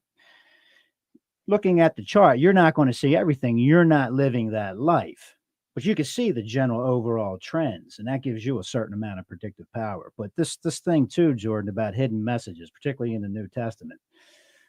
We're talking constellations here, and there's another hidden story about this constellation called Ophiuchus. That symbol is a man holding a huge snake, and Ophiuchus was a healer. Well, it just so happens that the head of that snake that he's holding is at the foot of a virgin, the constellation of Virgo. Right. And that gets back to the religious imagery of where you have the virgin stepping on the head of the snake. That's right. You certainly do. And all the churches, the Virgin is always stepping on the head of a snake, and that's Virgo, the constellation of Virgo, the Virgin. And that snake's being held by the constellation of Ophiuchus. And that Ophiuchus, there's another story there. That's Ophiuchus, that's the symbol of the healer. And when you look into that, that has a connection to Jesus. Hmm. That's for another show. Yeah. I love this because I'm fascinated with the stars. And there's 13 constellations. Hmm. 13. But that gets into why 13's lucky for some and Hmm. unlucky for everyone Right. else. And then you take the 12 apostles of the 12 signs of the zodiac with the sun, that makes 13. And so, that's numerology. You get into numerology, into all the hidden sciences, things which have been hidden from the human race because they're not supposed to be known. Then the word hidden in Latin is occult. So when the church tells you stay away from the occult, we're not talking about demon worship and devil worship and all that. No, the word occult simply means in Latin hidden. And so I'm saying that the church does not want you looking at what Nostradamus did. They don't want you looking at astrology or the stars or the heavens. All you need to do is what you've always done. Just go do your job and watch your TV and Leave the important things to the church and to the ministers, and they will decide what the truth is or not. And these people are blind guides leading the blind, and both shall fall into the pit. And that's exactly what the scripture says. So I have no respect whatsoever for churches. I have no respect for Christianity as it's given to us today. The Christian church as it exists today is a monstrosity. It has no truth in it whatsoever. However, I have the highest of admiration for God and for the concept that there's a divine presence in the universe that men have called God. I don't have any problem with God. I have problems with corporations and big business, which we call the church, which gives to people nothing. People have been going. I've said this so many times to you. If you go to a college or a university for say 25 years, day in and day out, and you're going to studying at this university on a particular subject, and then I come along one day and ask you a question, you have no idea what I'm talking about. And the more I talk to you, the more confused you get because you have no idea what I'm talking about, which is the very subject that you're supposed to have studied for 25 years, and you don't even know what I'm talking about. Well, what does that say about the college or the school you've been going to? It hasn't taught you anything. I say the same thing about the church. You've been going there for 30, 40 years to the same church every day and all the time, giving money to the church. And then when someone comes along and asks you a question, you have no idea in the world what they're talking about. You have no basis in history. You don't know what the words mean. You have no concept of what the words in the Bible mean, where they come from. So what has your church done for you for the past 40 years? Nothing, but they did take a lot of money. You give them a lot of money, and it did waste your time and entertain you. It's like a church. That's why, when I get started on what religion has done to the human race, all I'm saying is you better wake up and find out where the real truth is. It's in the heavens. I have an opinion. Basically, it's if you ever think about eliminating the middleman between you and God, to hell with you. Yeah, that's exactly right. That's exactly what the church teaches. You let us talk to God. I remember some comedian did that many years ago. It was really a funny act in a nightclub, and he was saying about how you need to go to God, and so he said, and then the people in the audience said, "Oh, Almighty God." And he said, "No, wait a minute, hold on. No, I go to God, so you talk to me, and I will go to God." Now this is going to cost at least $25 right here, right off the bat, because I'm losing money even coming down here. So you don't go to God, I go to God. You talk to me, and I'll talk to him. Well, obviously that's a comedy. But the point being is that that's exactly the way the church treats the people in the church. That's why they go to church and sit in a pew. It's just when you break down the words in church and what these words mean in theology and where the word theology comes from, it's a Greek word theo, and Greek was God, and the word the or theo, as I said, is Greek for God. And so in the ancient Greek world, they had something called the God show. It was called a theater. So the theater was teaching you about theology, God show. So you go to the show, you sit there and pay your money, and then they have a beautiful show, a lot of candles and singing and all kind of guitar playing and jumping on the stage and hooping and hollering. It's a wonderful show. When it's all over, what do you know for sure? Like a CIA, what is it that you have been taught? And what can you show for all the years you've sat and watched the God show in church? Nothing, zero. You have no idea what's coming tomorrow. You have no idea how your government works. You have no idea what God is. You can't even spell the word. You have no concept of what spirituality means. That's the end result. By their fruits you shall know them. There is nothing of any intrinsic or spiritual value at all in a church, in a synagogue, or in a mosque. There is no, the scripture very clearly says, do not put your trust in earthly men in whom there is no salvation, period. Don't trust humans, because humans are equally as bad as you are, as corrupt as you are. That's how everybody else is. We're all equally corrupt. That's what the scripture says, so that Don't put your faith in man. Well, where did the church come from? Men. They put it together. Well, what about the mosque? Oh, a bunch of men put that together. What about the great temples in the Islamic world? It's all man-made. It's all men, money, and power, political power. And millions of people are following man-made religions, man-made corporations, and have no idea in the world their God, the Creator, is expressing your destiny in the heavens, and you're too ignorant and silly and stupid to know it. So that's why I want to bring to the people real knowledge, and this is real knowledge. This is wisdom personified. I always use the example. If you go walking around with a book in front of your face, you're going to hit a few walls. Yeah, that's right. Put the book down, and take a look around. That's right. So that's what we're asking you to do, to understand why we're doing this show. I want to bring to the world important knowledge, important, valuable information which cannot be found elsewhere. And I've been in the company of brilliant people for so many of my years on the earth, and that's what I want to do for you, is to bring you important information. Astrology, Nostradamus, we'll be talking about that on other programs too. We got a lot more subject that you and I are going to talk about that has nothing to do with astrology. We want to get into the occult religions, the secret societies, and the occult orders around the world running politics, religion, education. It's a hell of a story about how the human race has been misled. So until next time, this is Jordan Maxwell on the Jordan Maxwell Show. I want to thank you for listening and appreciate your support. Keep tuned. We got some interesting stuff coming up. Thank you. And please support the show at no cost to you by doing your online shopping at Amazon. Make sure you click through the Amazon link on our homepage. All right. Thanks for listening, and join us next time. See you next time.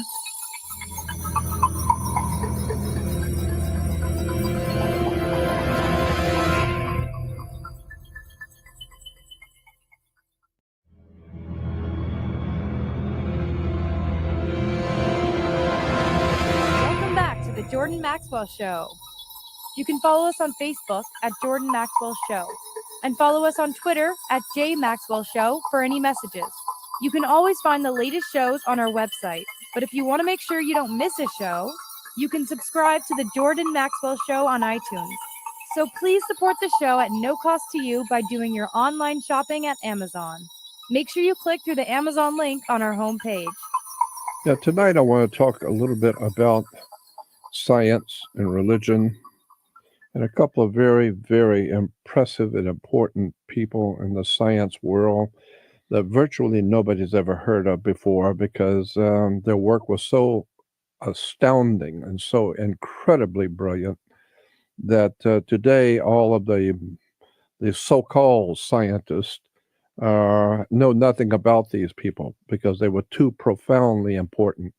And so as far as I'm concerned, science today is a religion. And I've always felt that religion should be a science. I think spirituality has begun to be scientifically looked at in certain universities and institutions around the world. So there is a little bit of beginnings of academic interest and scientific interest in spirituality. Well, I think it's about time, after about 4,000 or 5,000 years, it's about time somebody started looking at the spiritual side of life scientifically. What a clever idea that is.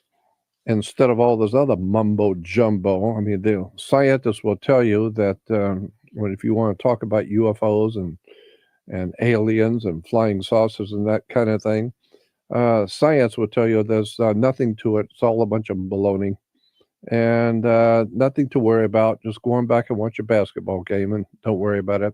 But these are the people who are being paid salaries from universities who are getting their grants from the federal government. And so these people know what side their bread's buttered on. So they'll tell you anything just to keep you sound asleep so you don't ask too many questions.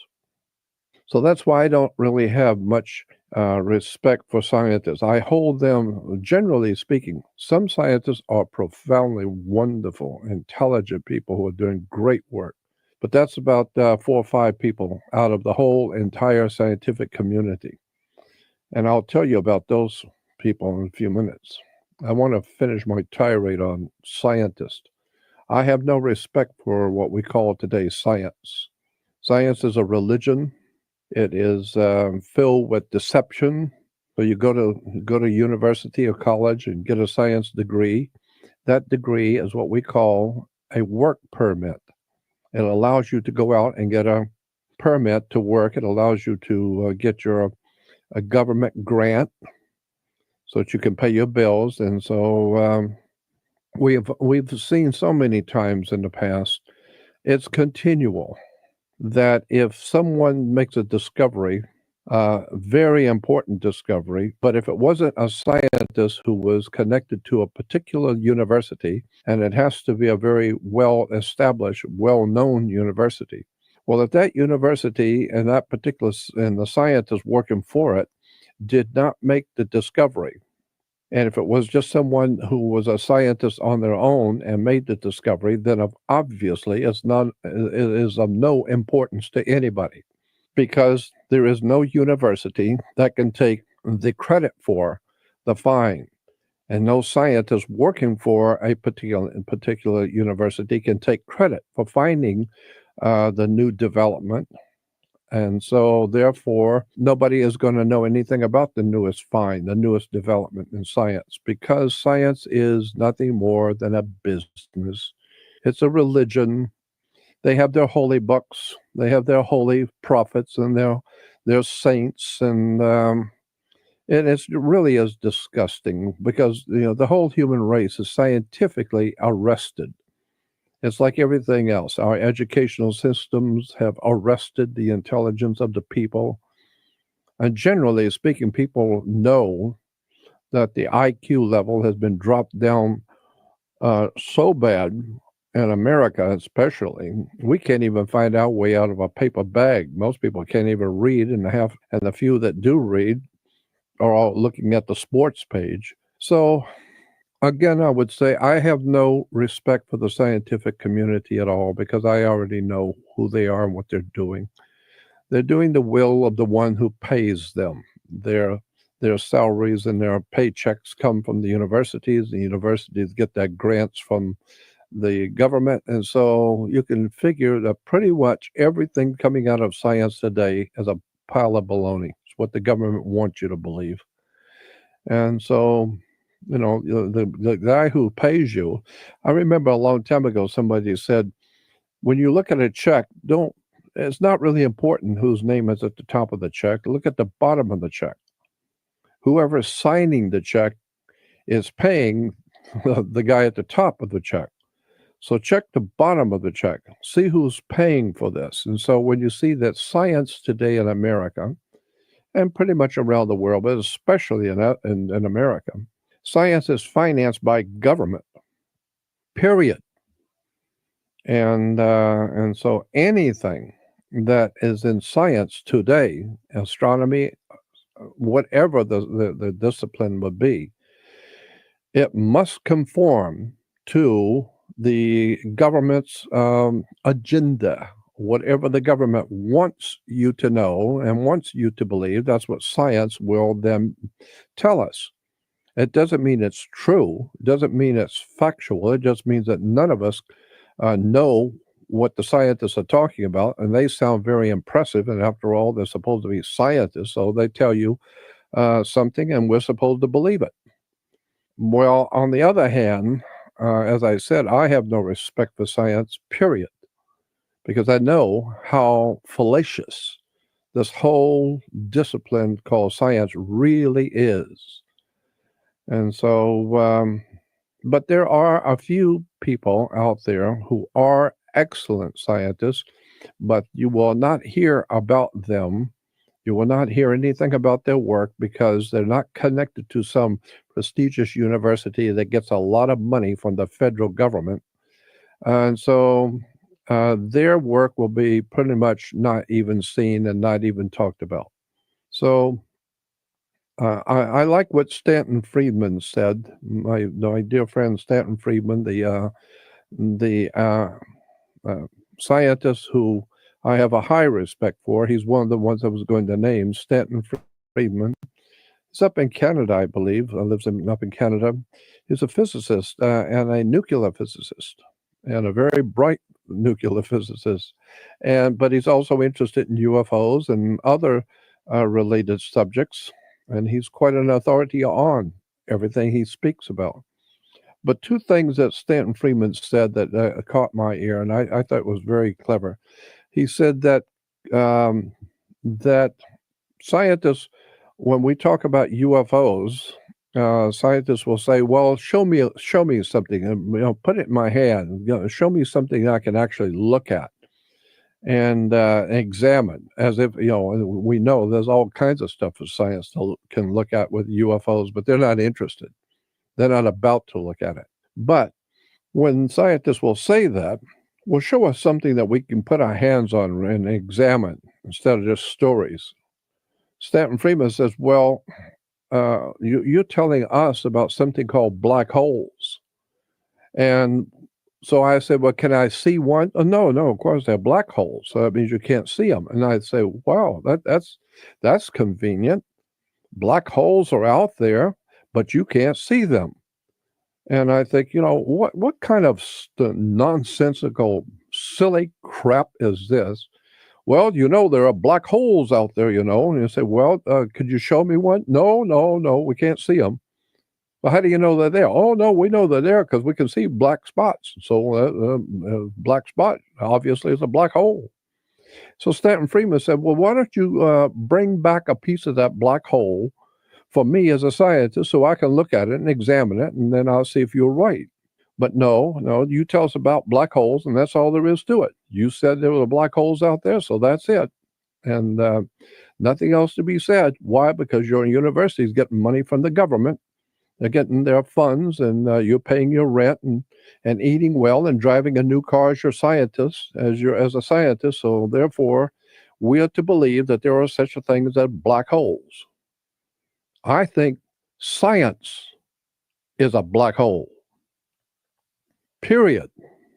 Now, as I said, that there are some scientists that you will not hear about that have done extraordinarily brilliant stuff. One, right out the top, as I said, was Stanton Friedman. You might want to go on the web, and at the moment I don't have his website in my mind, but we'll place it on the program to go to Stanton Friedman's website. Love listening to Stanton Friedman.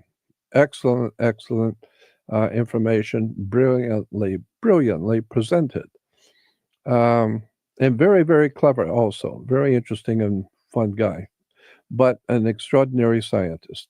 Another scientist is Paul LaViolette. Paul is probably one of the most incredibly fascinating guys I have ever listened to as a scientist, an astronomer, and a physicist. I mean, I'm absolutely astounded listening to this incredible mind, Paul LaViolette. And we'll put his website and his information up on the homepage also on this particular program. You really need to know about the work of Paul LaViolette. I think I'm saying his name correctly, but we'll put all that information on the program homepage. So Paul's work is fascinating when he gets into the astrological symbols and the scientific principles which guide our universe and our solar system, etc.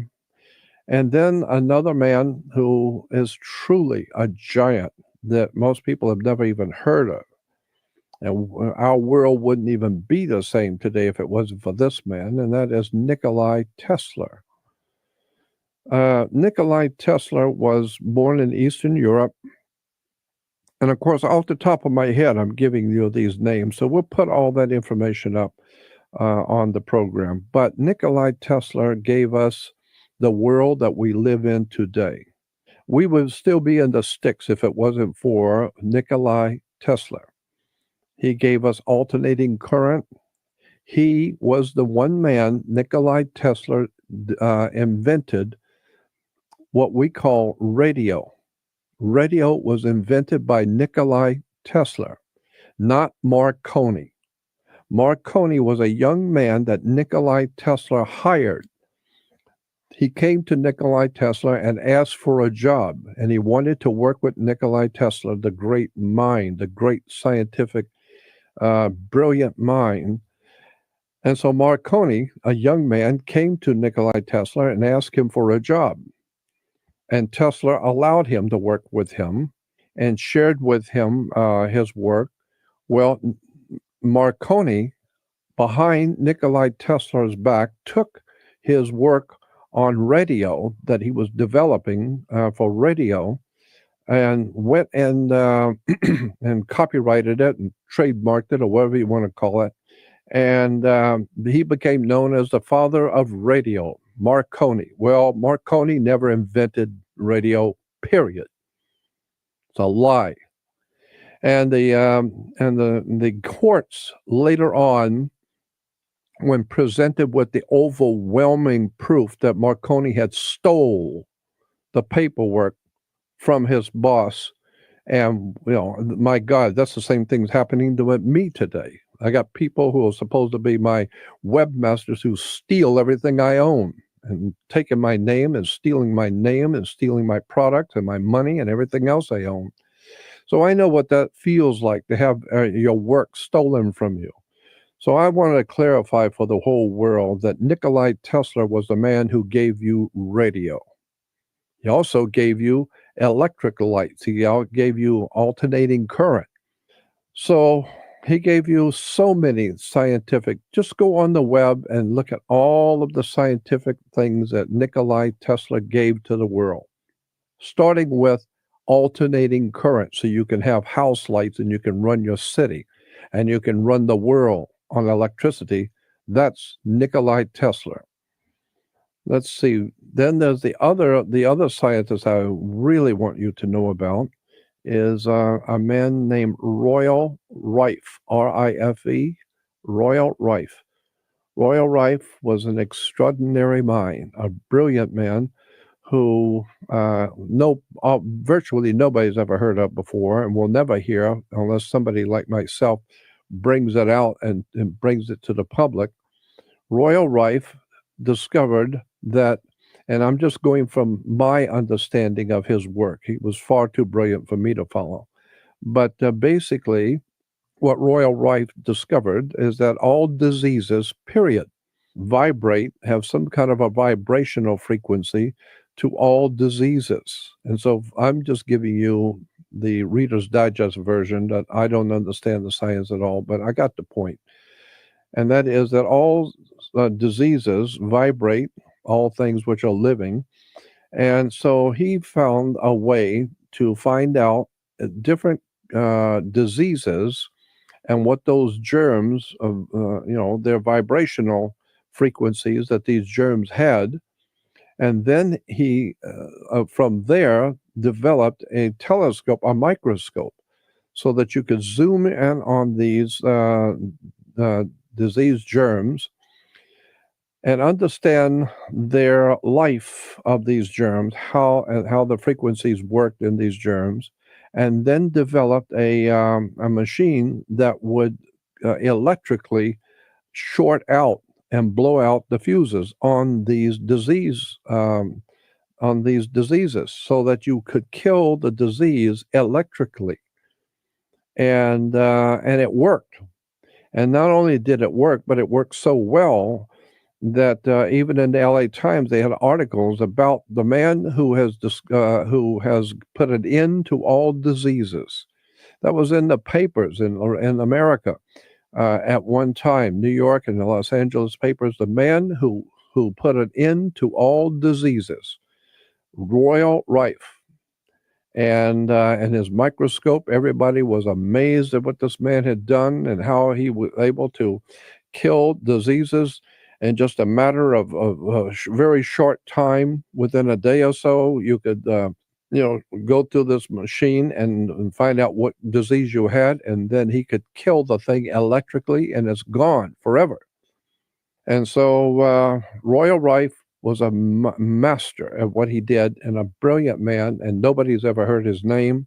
And soon after it hit the papers that Royal Rife had made this incredible discovery on how to kill every disease in the world, immediately all the AMA, the medical establishment, they were not prepared for that. They didn't realize that there was going to be all this stuff in the papers about Royal Rife. So when it came out about what Royal Rife had done, and how that puts the whole medical profession out of business immediately across the board. I mean, you don't need a doctor, you don't need medicine, you don't need medicine or a doctor or a hospital, for God's sake. What do you need a doctor for? What do you need medicine for? If every disease on the earth can be killed electrically, then why in the world would you need a doctor or a hospital or anything else? Just go to Royal Rife's machine and hook it up, and he'll find out what disease you have, and bang, and send the electrical current through you and kills that disease, and it's over. Move on. So immediately the American Medical Association and the doctors' associations across America went into high gear on steroids to make sure nobody hears about Royal Rife. And they called him every name in the book, charged him with everything you can imagine, and got rid of him so nobody will ever hear from Royal Rife again. So much for America, land of the free and home of the brave. We have been lied to and deceived and treated like cattle, so that we don't even know the great minds that have been born and came into the world to help the human family and to help us, the humans on this earth, to progress. We have been arrested. We are operating right now in America and around the world under something called arrested development. We can't think, we can't talk, we can't do much of anything. We don't know anything. Most of us can't read, and the handful that can are reading, as I said, the sports page and the comics. So people have been dumbed down, and they have been lied to, tricked, and deceived. And it's about time we finally wake up to the Royal Rifes and the Nikolai Teslers, and the Paul Levilettes and the Stanton Friedmans, and some of the great minds that have helped the human family, that today the universities and the science community have no idea who they are and couldn't care less. So I'm just saying to the world, you have better wake up and understand that the scientific community in this world is awash with stupidity, ignorance, and basically they know what to kiss and when. They went to university, got a degree, and because you got a degree, that degree is a work permit that allows you to go out and get a job. But if you were born brilliant, I mean, just came into the world with an extraordinary mind, then you're going nowhere. You're going nowhere because no university can claim what you did as their own. No scientific organization, American Medical Association, can't claim that you were one of them and that they were the ones who found this new idea, this new concept. And so if you're not connected to some university or college or some government agency, then you are not going to be heard at all, period. That's America, the land of the free and home of the brave. We don't talk about anybody who is doing anything of any intrinsic value for the human race. If you're doing anything to help your fellow man in America, you will go to jail. Ultimately, you will go to jail. If you're doing anything to help your fellow man, you will be fined, you will go to jail. And if you've really done something, really fantastic to help the human family, you might get bumped off. They might whack you, because that's what happens to truly great people in the world. While I'm on the subject of the sorry system of science, we might as well get into the sorry system of religion. One of the greatest single spiritual teachers that ever lived in any century, at any age, was Manly Palmer Hall. Spell Manly, middle name Palmer, P. Palmer, Hall, Hall. So go on the web to YouTube and type in Manly, Manly, P. Hall, Hall, and listen to one of the greatest spiritual, philosophical minds that has ever existed.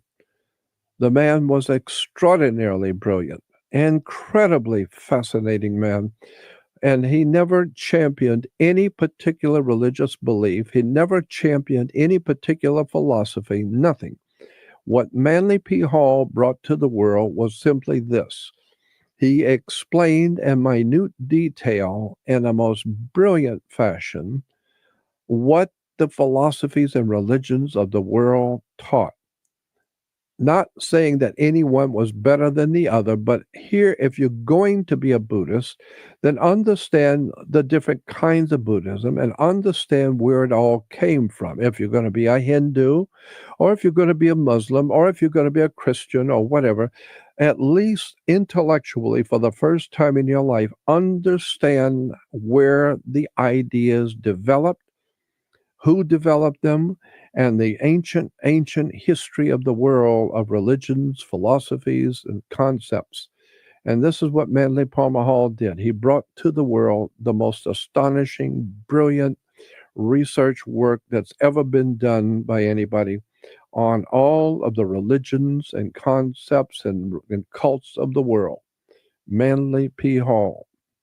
And we'll put up some information about where to find him on this program.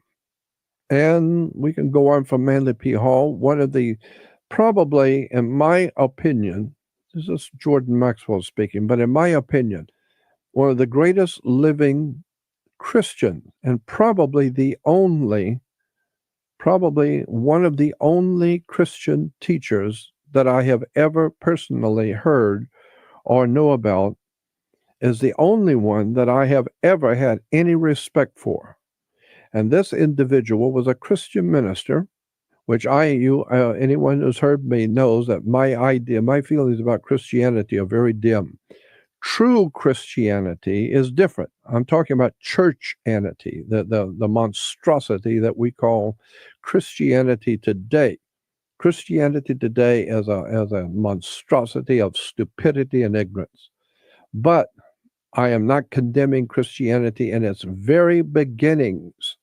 The very first beginnings of Christianity are totally, 100% totally different than Christianity teachings are today. The teachings of Christianity today have no bearing, no connection, no semblance of anything connected to first century Christianity. Nothing. They're two separate and totally different subjects. First century Christianity, the original Christianity, as opposed to this silly nonsense we call churchianity today. Christianity as a monstrosity. And that's why it's mocked all over the world, and that's why it just adds to wars and violence and corruption and stupidity and ignorance of the peoples of this world, because Christianity today is a mockery of man and God. It has no place in civilized society. We need to do what the Bible says in the Old Testament. When God says to the ancient ones, he says, go back to the old ways. We'll put that scripture on the web so you could go back and look at it in the Bible. God says in the Old Testament, go back to the old ways, meaning this newfangled, nonsensical tripe that you have today called religion, with your silly symbols and emblems and words and terms and your churches and your foul and dirty life you live and the lies and the hypocrisy. Go back to the old ways. Well, the old ways was astrotheology. It was the ancient world wisdom of the ancient world that the Bible is talking about when it says go back to the old ways. So just understand, from God's viewpoint, the new ways, which we call Christianity, Judaism, and Islam today, are a monstrosity on the earth. It should be wiped off the earth completely. The whole entire superstructure of Western civilization is nothing more than a man-made monstrosity of money, corruption, stupidity, and ignorance. But if you go to the Bible and listen to what the scripture says in the Old Testament, go back to the old ways, meaning go back to the ancient world and see what the ancients were saying that you've never been told. And find out who built the great pyramids of Egypt and all the great temples and all these incredible things that we're finding, especially the temples under the oceans.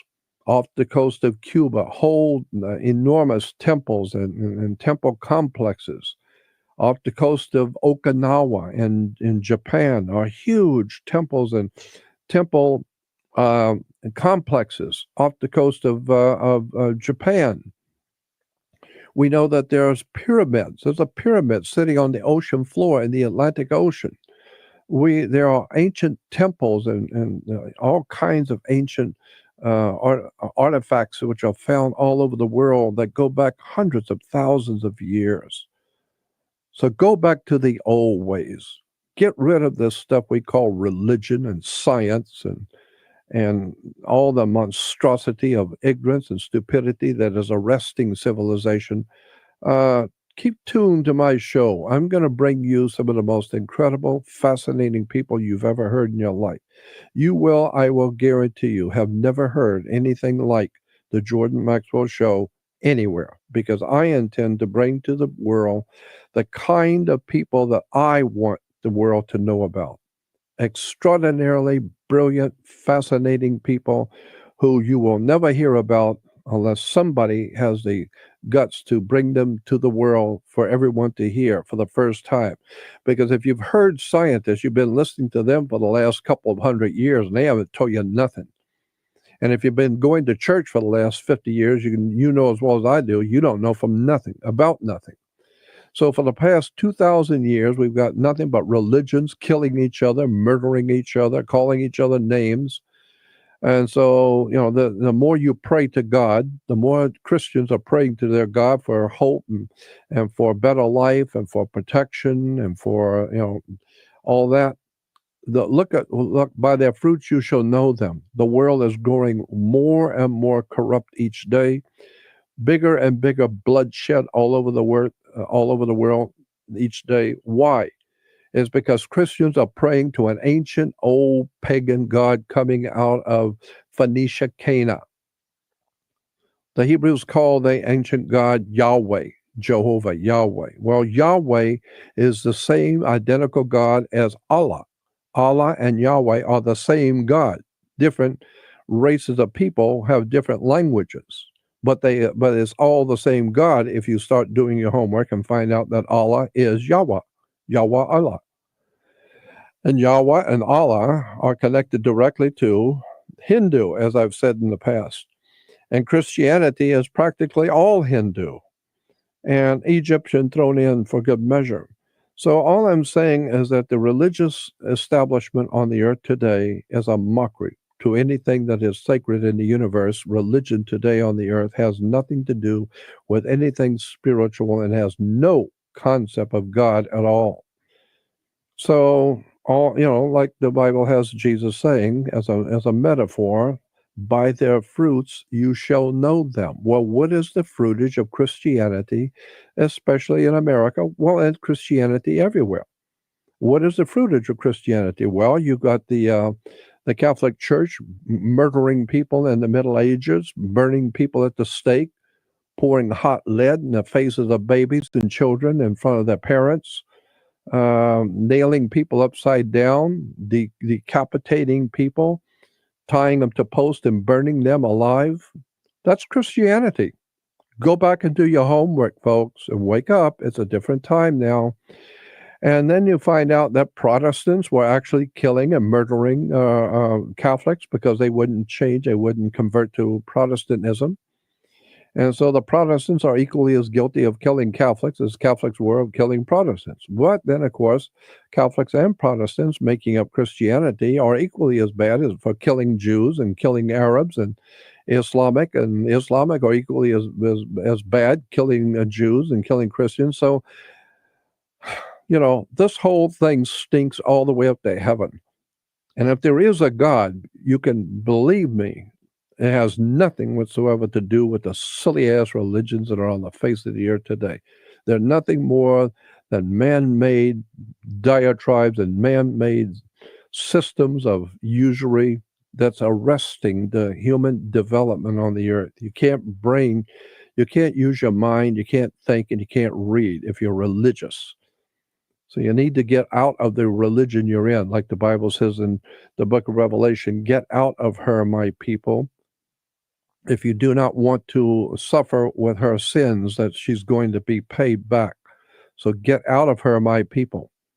Meaning that if you are spiritually in tune with the Creator, then you had better get out of her. Her meaning the whole world of religion and politics. The entire thing is a filthy, disgusting mess on the earth.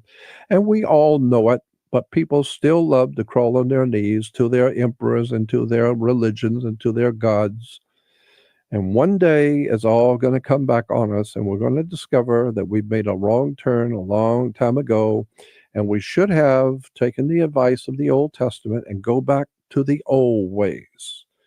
So I'm going to put on the website all of the people that I highly recommend that you know about and how to find them, and it will be very easy. I'm going to make it very easy for you.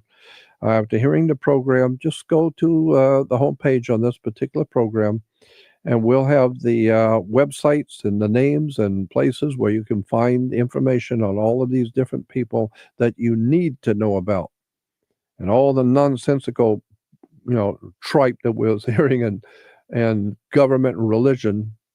We need to understand that's why we are ignorant and ill-informed today. So, while I'm on the subject of people and things and that we've never been told about and what we want to bring to the attention of the audience, we get a lot of phone calls and emails, especially saying that there are particular people, particular subjects, and particular concepts that people want to hear about. Well, my God, we got world of particular subject we can talk about and particular people. But I think it would be a good idea to give us some ideas about the things you'd like to know about. And if there's particular subjects or person or an idea, doesn't mean I will have any of the answers, but we'll do some homework on it and research on it and try and find the best minds on the earth who know about that particular subject that you're interested in, because I'm certainly not going to pontificate about anything. I prefer going to the best of the best and hearing what the experts have to say about. So if you have some particular ideas or people or concepts you want to know about, email us and let us know. We'll try and find somebody who is an expert. With that said, I will summarize what I've just said to you. I have no respect for modern day religion or science, because I believe science is a religion. I believe the religion should be a science. There should be some intelligent investigation of spirituality and of spiritual or preternatural things. Not supernatural, but preternatural, meaning not of this world, strange things of not of this world that are all around you. From poltergeists to ghosts to demons to UFOs to aliens, all kinds of strange things are in your face.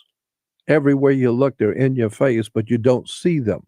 Well, that's what the scripture says. Many will look with their eyes, but not see, and will listen with their ears, but not hear, and with the heart, not get the sense of it. So that's what's been happening on the earth. People have been looking all around them and they see nothing. All they see is their basketball scores and the beer hall and the liquor store in every corner.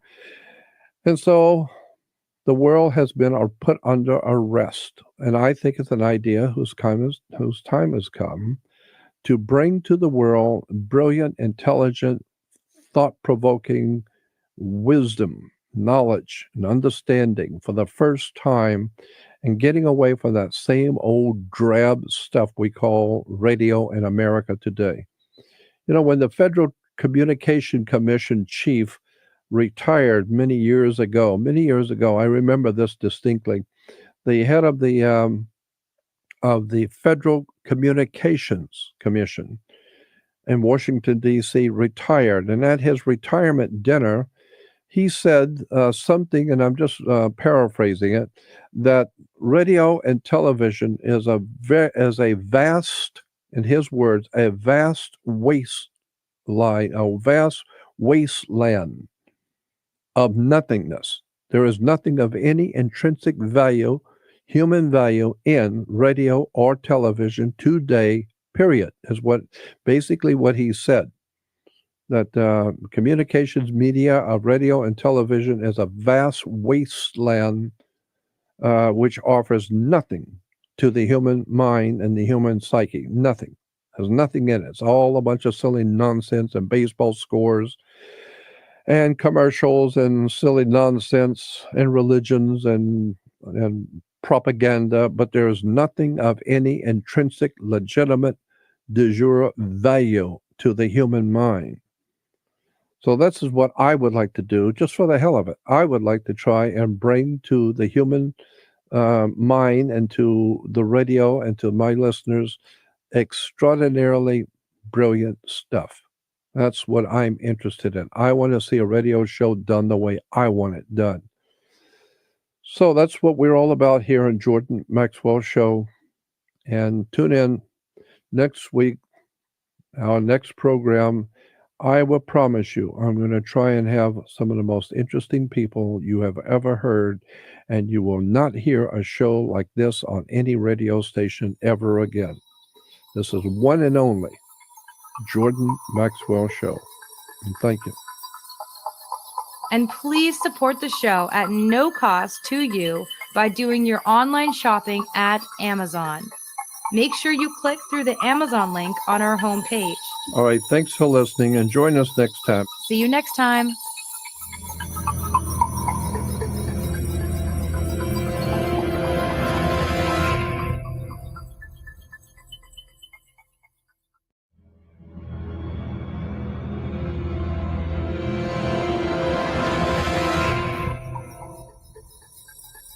Welcome back to the Jordan Maxwell Show. You can follow us on Facebook at Jordan Maxwell Show and follow us on Twitter at Maxwell Show for any messages. And you can leave posts and messages as well. You can always find the latest shows on our website. You can subscribe to the Jordan Maxwell Show on iTunes, and the show is always free.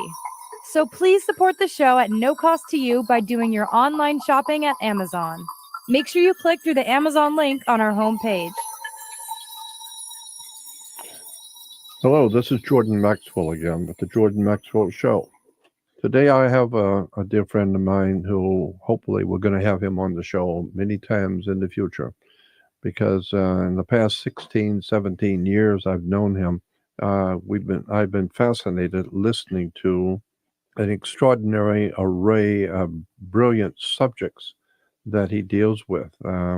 But right now I just want to talk with him about the law, because I believe that so many people, especially in America, have misconceptions about the law. And so I'm totally for having law. I believe law and order is the order of the day, and that we have too much disorder and chaos. And what we need, as far as I'm concerned, as far as Jordan Maxwell publicly is saying, I believe what we need to do is be better informed about the law and live within the law, not breaking the law.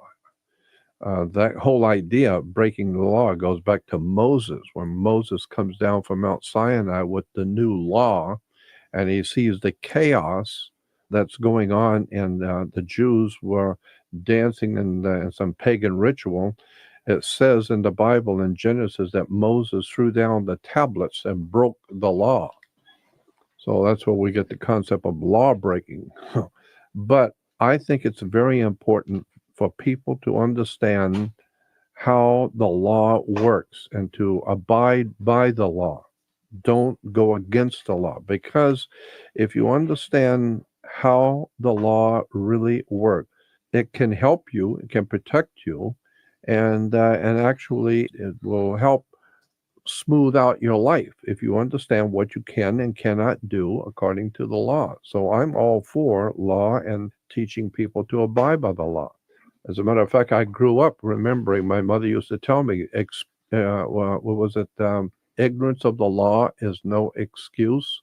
Well, basically, it still says that in law today. And so that's why I want to have my friend talk with you about that. He wishes to remain anonymous, so I'm just going to call him my friend. But he's an expert on other subjects. But this one is like a subject he's been interested in for a long time, and that is esoteric or hidden implications of laws, how they really, how the concepts of certain laws develop, and how our very system of laws in America have developed. So that's why I wanted to talk with him today, and then we'll be talking about some other subjects later.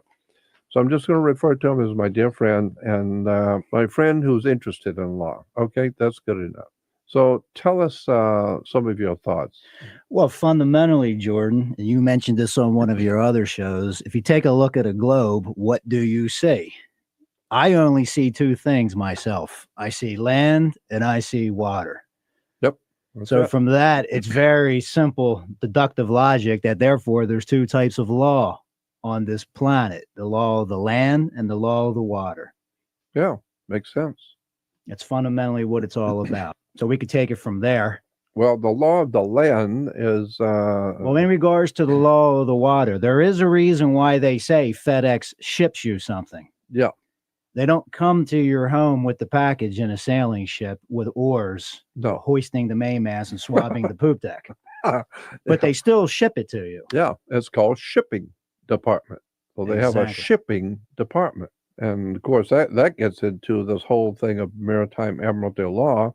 And so now you understand why you have a citizenship, a sportsmanship, exactly. A courtship, statesmanship, friendship, all kinds of words. And I had a whole list of them before.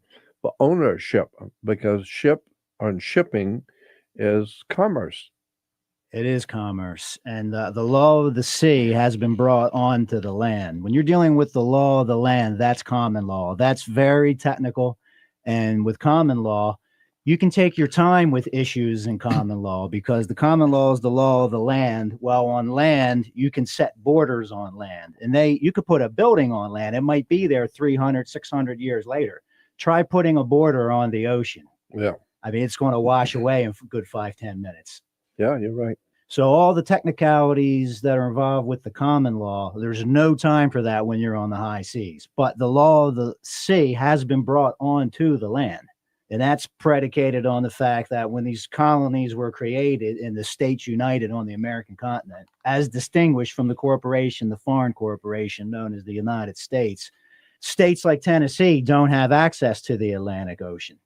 So competitively speaking, states like New York, Georgia that have access to the Atlantic Ocean have an unfair advantage commercially. So the watermark was raised to about 6,200 feet, and the law of the sea was brought onto the land. So now the law of the sea is now the law in America. It's not the law of the land in America. Well, part of the reason was that United States corporation, there had to be a way for these states united on the American continent, as distinguished from the foreign corporation called the United States, to deal with goods coming on the high seas from England, Germany, France, India. Of course, from around the world. And so the charter was created for that. All they can deal with, all they're authorized to do, is to deal the United States, not the states united on the American continent. See, the United States cannot exist without the states united on the American continent. The states united on the American continent, each of those are a separate country. Mm-hmm. They have their own legislature, their own government. Mm-hmm. They're, strictly speaking, we're not a nation. We're a confederated league of nations. That's exactly right. Because each state is a country. And those states can exist independently of the United States, the corporation, the foreign corporation. That being said, though, that United States, that was set up, its charter was basically, it's a mechanism to deal with goods and all the issues involved with goods coming off the high seas from other countries that we're trading with. Of course. That being said, though, what that fundamentally means is all they're authorized to do is deal in maritime admiralty law, period. That's it. That's their Washington, D.C., you're talking about. Exactly. Now, there's a court case out there. I don't know it off the top of my head, but someone somewhere in Colorado had a problem with the United States with they built a driveway somewhere in the United States or some type of easement where the United States said you're not authorized to do that. But in the court case, it said this case is being brought in under the maritime and territorial jurisdiction of the United States because that's all they're authorized to operate. So what you're saying to the audience is this, that what we call the United States federal government, Washington, D.C., is only authorized to deal with maritime admiralty law. Period. Period. Commerce. Big cases that was instrumental was the Tennessee Valley Authority case, where very precedent that hit the Supreme Court, where people had their properties in the Tennessee Valley wanted to expand, and the federal government said admiralty jurisdiction law. See, but this isn't clear to most people. No, most people don't know that. The United States federal government only has jurisdiction over maritime admiralty, law of the water, law of the sea. That's all they were authorized to do. Right. By Period. the states. That's it. By the states. And that United States, that's referred to, I believe it's Article 1. That's the corporation Congress set up in the United States Constitution. As a business. That's Article 1. I think it's Article 1, Section 3, Clause 17. That's the United States. That's not the states united on the American continent. Yeah, it's not it's not all the states together. United States you're talking about there is a company that was set up to deal with maritime admiralty or issues coming off the high seas and how that's going to be handled in a uniform fashion, because some states have access to the oceans. Right. Some states do not. So the simple way to handle that is you raise the watermark to like 6,200 feet. I don't know precisely what it is. It could be 6,700 feet. But this is the basic idea. And now you have a uniform set of laws across the land to handle maritime admiralty commercial activities and a uniform fashion to handle that in. But where this gets interesting, though, is when you start looking at the 14th Amendment and you're talking about so-called U.S. citizens under the so-called 14th Amendment, because they're operating in a strictly maritime admiralty jurisdiction. If you had to refer to the Latin, I believe it's called alieni juris, which means foreign to the common law. United States citizens have no access to the common law. They're not operating in that jurisdiction. Right. So what we're talking about here are two separate and distinctly different concepts. The first concept is the United States of America, which are the separate states collectively coming together. All right, let me make this point that in Europe, we have something called the European Union. Okay, and the European Union is made up of different countries, France and Italy and Spain and Portugal, etc. But they all come under one jurisdiction when it comes to international business. When it comes to business, they all operate as the EU, the European Union.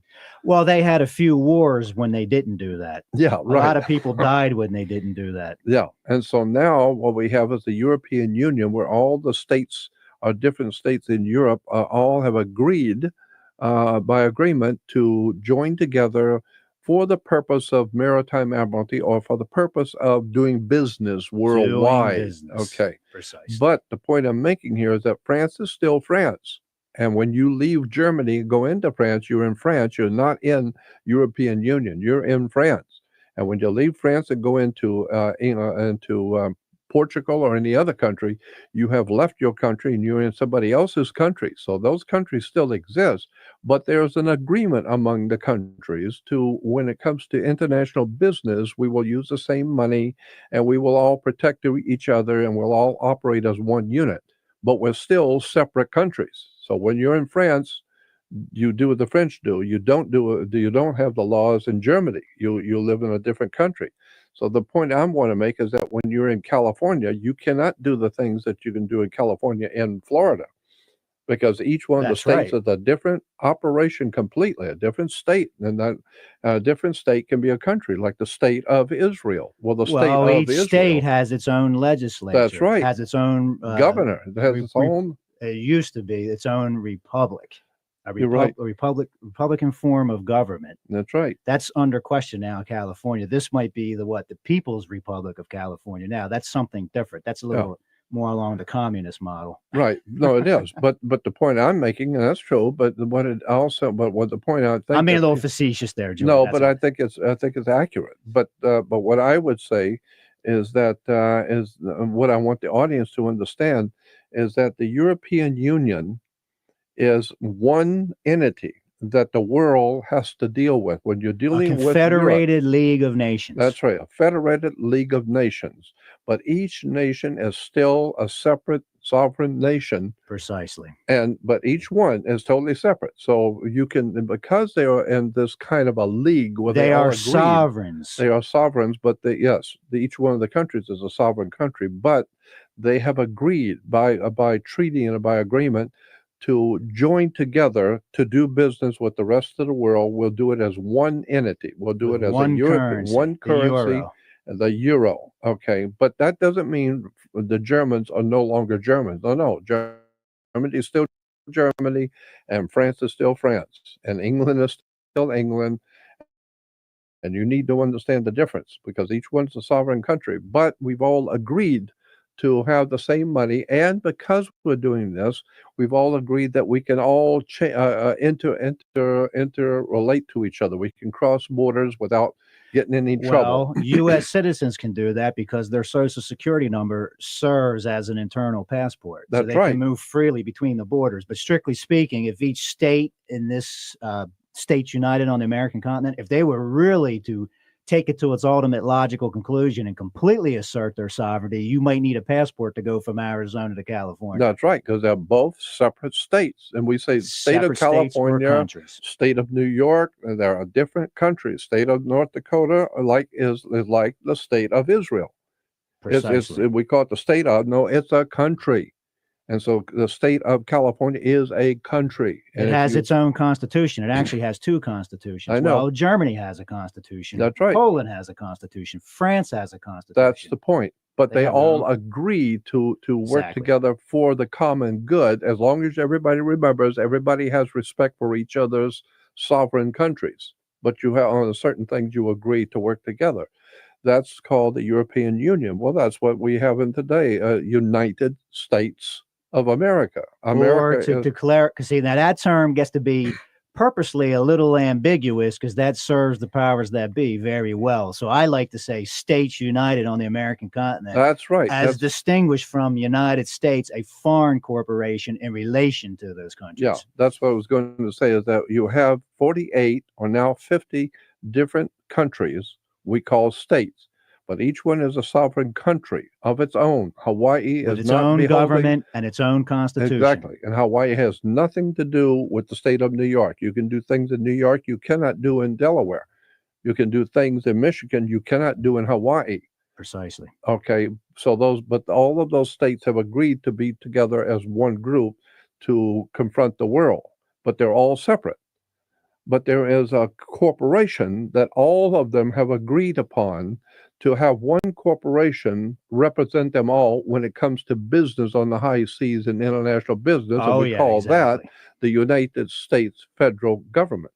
So the United States Right. federal government is a corporation. It's a company. And it was only chartered and given jurisdiction, a maritime admiralty jurisdiction. Period. That's all it can deal with. That's all they have to deal with, and that's all they can deal with, is just international business of the high seas in relation to all the different states. Collectively, we have all agreed collectively to have a corporation represent all 50 of us in international business. Precisely. Period. And in their court cases, they will stay under the maritime and admiralty, the maritime and territorial jurisdiction of the United States. Right.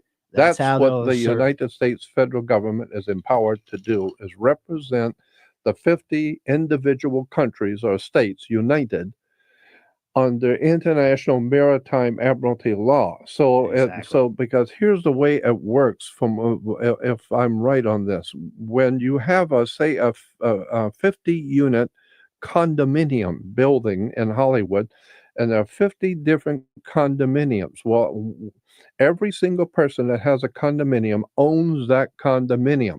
It's not an apartment, and it's not a welfare house where everybody comes in and sleeps. No, if you own a condominium and that 50 or one of those 50 condominiums, you are the owner. It is your property. However, you happen by chance to be living with 49 other people who also have their property in the building, and they have a right to their property too. And that means you do not have the right to go into somebody else's condominium. You don't have that right. And you might share a lawn together. Yeah, you may share the and pool having together, and 50 different lawnmowers out there might be a real problem. So you delegate some of your authority precisely. to one You have person or entity. one group, and so therefore the 50 different condominium owners get together and they appoint somebody on the property. Look, at you take care, and all of us will agree that you are in charge of taking out the trash and make sure the trash. We all purposely, all 50 of us, signed a paper and we agreed to allow you to clean the pool, you to make sure that the parking area is clean, and if any of the problems with the electricity or plumbing, you're responsible. So therefore, we own our own country, we own our own state, we own our own condo. But we have to work together because the laundry's got to be and the pool's got to be clean. So we allow a company to be formed to take care of all of this for all of us. But that company that we have formed, you don't own me. Exactly. I own you. You were there because I appointed you to take care of the pool and to clean and pick up the trash and do all the plumbing work. But that doesn't mean you own my country. You don't own my condo. I own my condo, but I am Right. allowing you to represent me. So that's why We have a today, contract, and this is what you're delegated and authorized to do right. for me. And that's it. And the reason why I'm saying this is because so many Americans today think the United States government represents Jehovah. It's Almighty God of the universe, divinely appointed by the universal God. No, it's just a corporation. It's a company like Sears, like General Motors, like Baskin and Robbins. It's just a company, a corporation that the 50 states have agreed upon to allow it to come into being so it can represent us collectively to the world. But that Well, doesn't mean you're God. Nobody appointed you to be Jesus or Christ or Buddha. They all appointed you to be a corporation to represent us. We are the power, not you. but they did that after learning the hard way under the Articles of Confederation, because there was a point where New Jersey and Delaware were going to go to war with each other. And then there was a lot of issues and contentions between the various states under the Articles of Confederation. And they said, okay, this is going to play into the European powers' hands also well. And we're going to be in trouble because we were still dealing with England and France at that time. So that's when they came up through the Federalist Papers. You can read about all this, all the different problems the different states were having. Government is a corporation. It's a company that represents the 50 corporations of 50 states, like the state of Israel or Vatican State. A state could be a country. Well, we got 50 different countries, and each country has its own laws and regulations. You can do things in California you can't do in New And York. government and constitution. Yeah, different governments and different constitution for each state, or each state is a different country. But we've all allowed one corporation to represent us all in business, not represent us to God, but in business. And so you need to understand the laws. And that's why I'm a very big believer in abiding by the law. Look at what the law says. Read the statutes. Go to a law library and read how this stuff works. That's the bottom line on today's program. I am saying, as Jordan Maxwell, I think we should abide by the law, and everyone should abide by the law, because that's the idea in America. Nobody is above the law. Richard Nixon wasn't above the law. Nobody's above the law. We all abide by our laws. So, but the point is, you got to understand, what does the law say? How does this stuff really work? Let's talk about this. And that's the benefit of the Jordan Maxwell Show, because you get it in the form of straight talk, which is a very expensive commodity nowadays. Yeah, absolutely. Without a doubt. Anyway, thank you for listening, and we'll talk about this in the next show. Hey, Jordan, thanks again. It's always a pleasure. Bye-bye. If you want to learn more about the topics we speak about on this program, you can find most of the books about these subjects on Amazon.com. Just bookmark our homepage, and when you need to buy something, I mean anything, go to our homepage, click on the Amazon link, shop, and Amazon supports us. Simple, and you will not be charged 1 penny more. We appreciate the support. See you next time.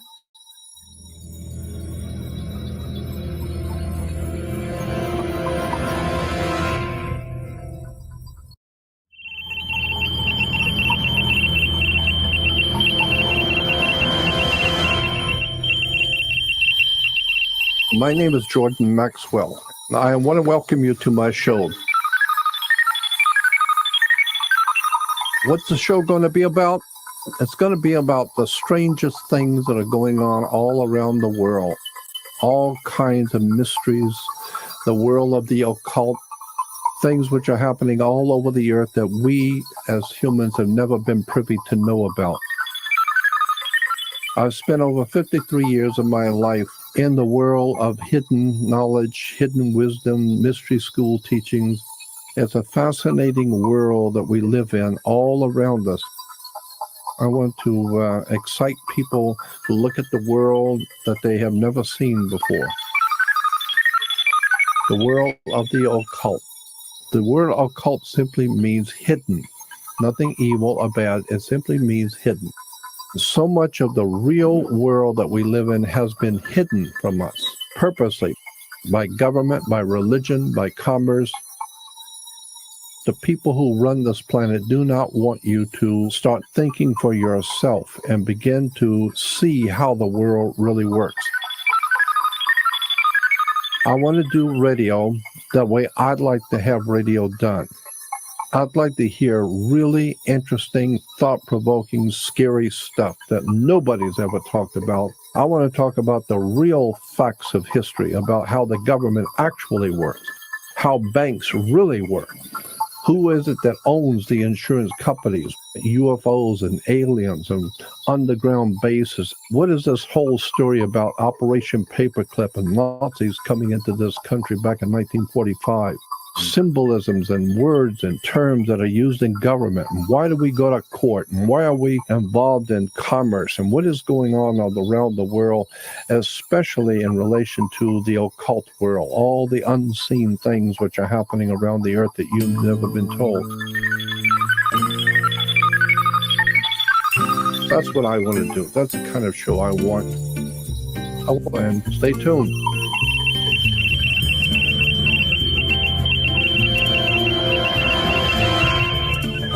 Most amazing dream.